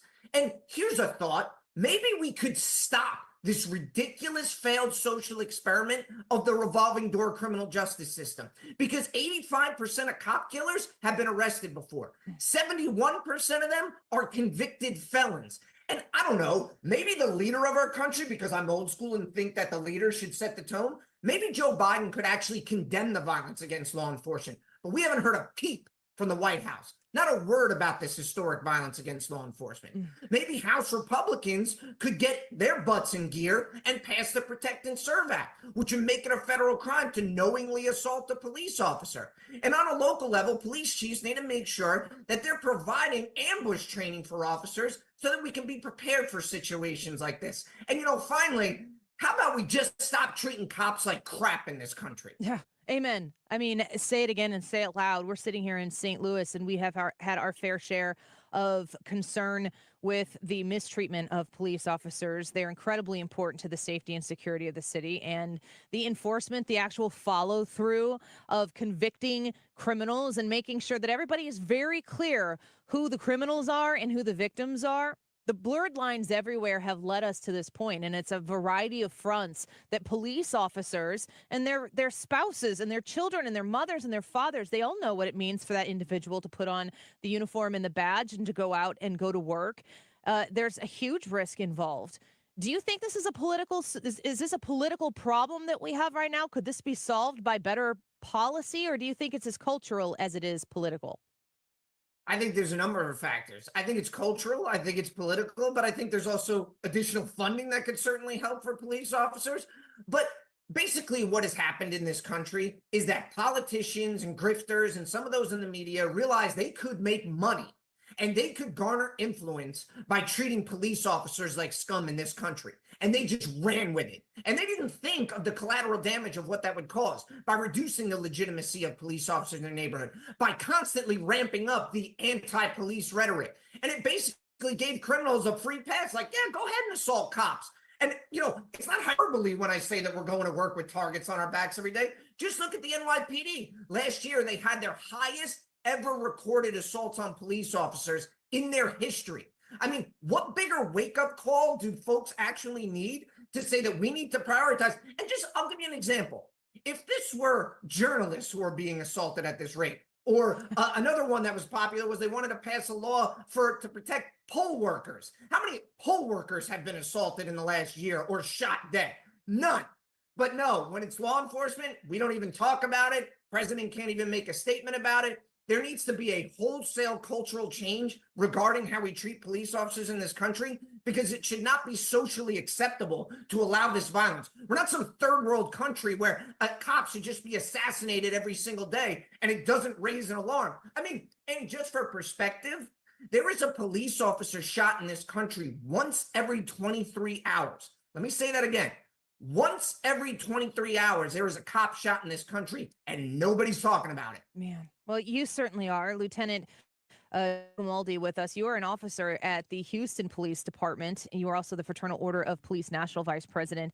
And we're grateful that you gave us some time here on this show today. What do you, I talk to people in our community here in St. Louis. I live in Illinois, so I know a lot of what is being invested in and not invested in. I know in Chicago, it's not the criminals they want to go after. It's the car manufacturers who make their cars too simple to break into. We live in the upside down. What can an everyday listener to the show right now do to support what you're talking about, to support the families of those who do put that uniform every day on and go out into the field to protect and serve? I would tell your listeners, I know everybody is busy. I know you got to get the kids to soccer practice after school. You got to get them over to practice. You got to get dinner made. But you have to be involved.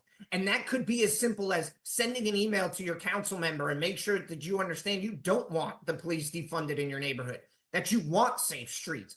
Make sure they hear from you. I know you can't go down to council and wait 3 hours and yell and scream like all these activists who don't have a job and don't do anything for a living. I know you can't do that, but you can do that. You can send an email. You can make a phone call. Make sure you're involved. And when these elections come around, do your research and make sure that you vote accordingly. And I know the whole room, all the oxygen is going to be sucked out of the room for a national election coming up. But focus on those local races, because that is going to be the biggest impact on your community. We're talking school board, we're talking DAs, we're talking city council or county executive, whatever your structure is of government there. If those people are not standing on a bedrock platform of law and order, vote their asses out. Because that is what starts everything for a prosperity of a community. To make sure that we have businesses that feel safe and can operate there. To make sure that our schools safe. It all starts with public safety. So folks, please invest that time. And if you see a police officer out on the street, just say thank you. You have no idea what that means to us. You will make our day. So just say thank you. Give us a smile. It would be greatly appreciated. And for those of you who are supporting us, thank you so much. You have no idea what it means to us. We're speaking with Lieutenant Joe Grimaldi, and I encourage you to follow him on X at Joe Grimaldi. You can go to FOP.net as well. Have you sensed at all that there is an urgency with society right now? We went into 2020 was a very, very hard year for police officers, for their families, the people who love those in uniform. We're 4 years departed from that almost now. Is the pendulum swinging back? Can you sense that society is like, that was not the right way for us to handle the situation with our police and our communities? Yes, I've certainly saw the pendulum switch, swing back. And obviously the overwhelming majority of Americans are supporting police officers, but we still have these complete Looney Tunes on the far left that, as your point, want to hold car companies responsible for people that are constantly stealing cars. I mean, or we still have city councils that do not treat their officers with any kind of respect and don't want to fund them properly. I mean, just look at Baltimore back in 2020. They defunded their police department. You know what unit got cut? The Marine unit. You think maybe it would have been a good idea to have some boats on the water the other night when that tragedy happened?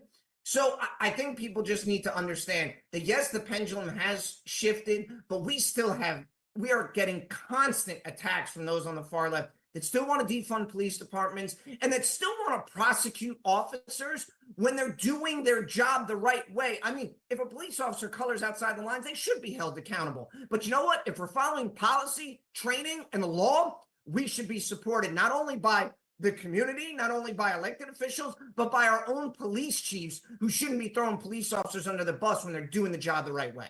Amen. Lieutenant Joe Grimaldi, thank you for your time today and that direction as well on how people can get involved, because we often look at elections and push things off until the next cycle gets here and hope that the right person gets in there and makes a difference. But certainly listening to you, Lieutenant, there are things that we can individually do to strengthen our own communities, and it's imperative that we do step up and do so. Thanks for having me on. Thank you so much.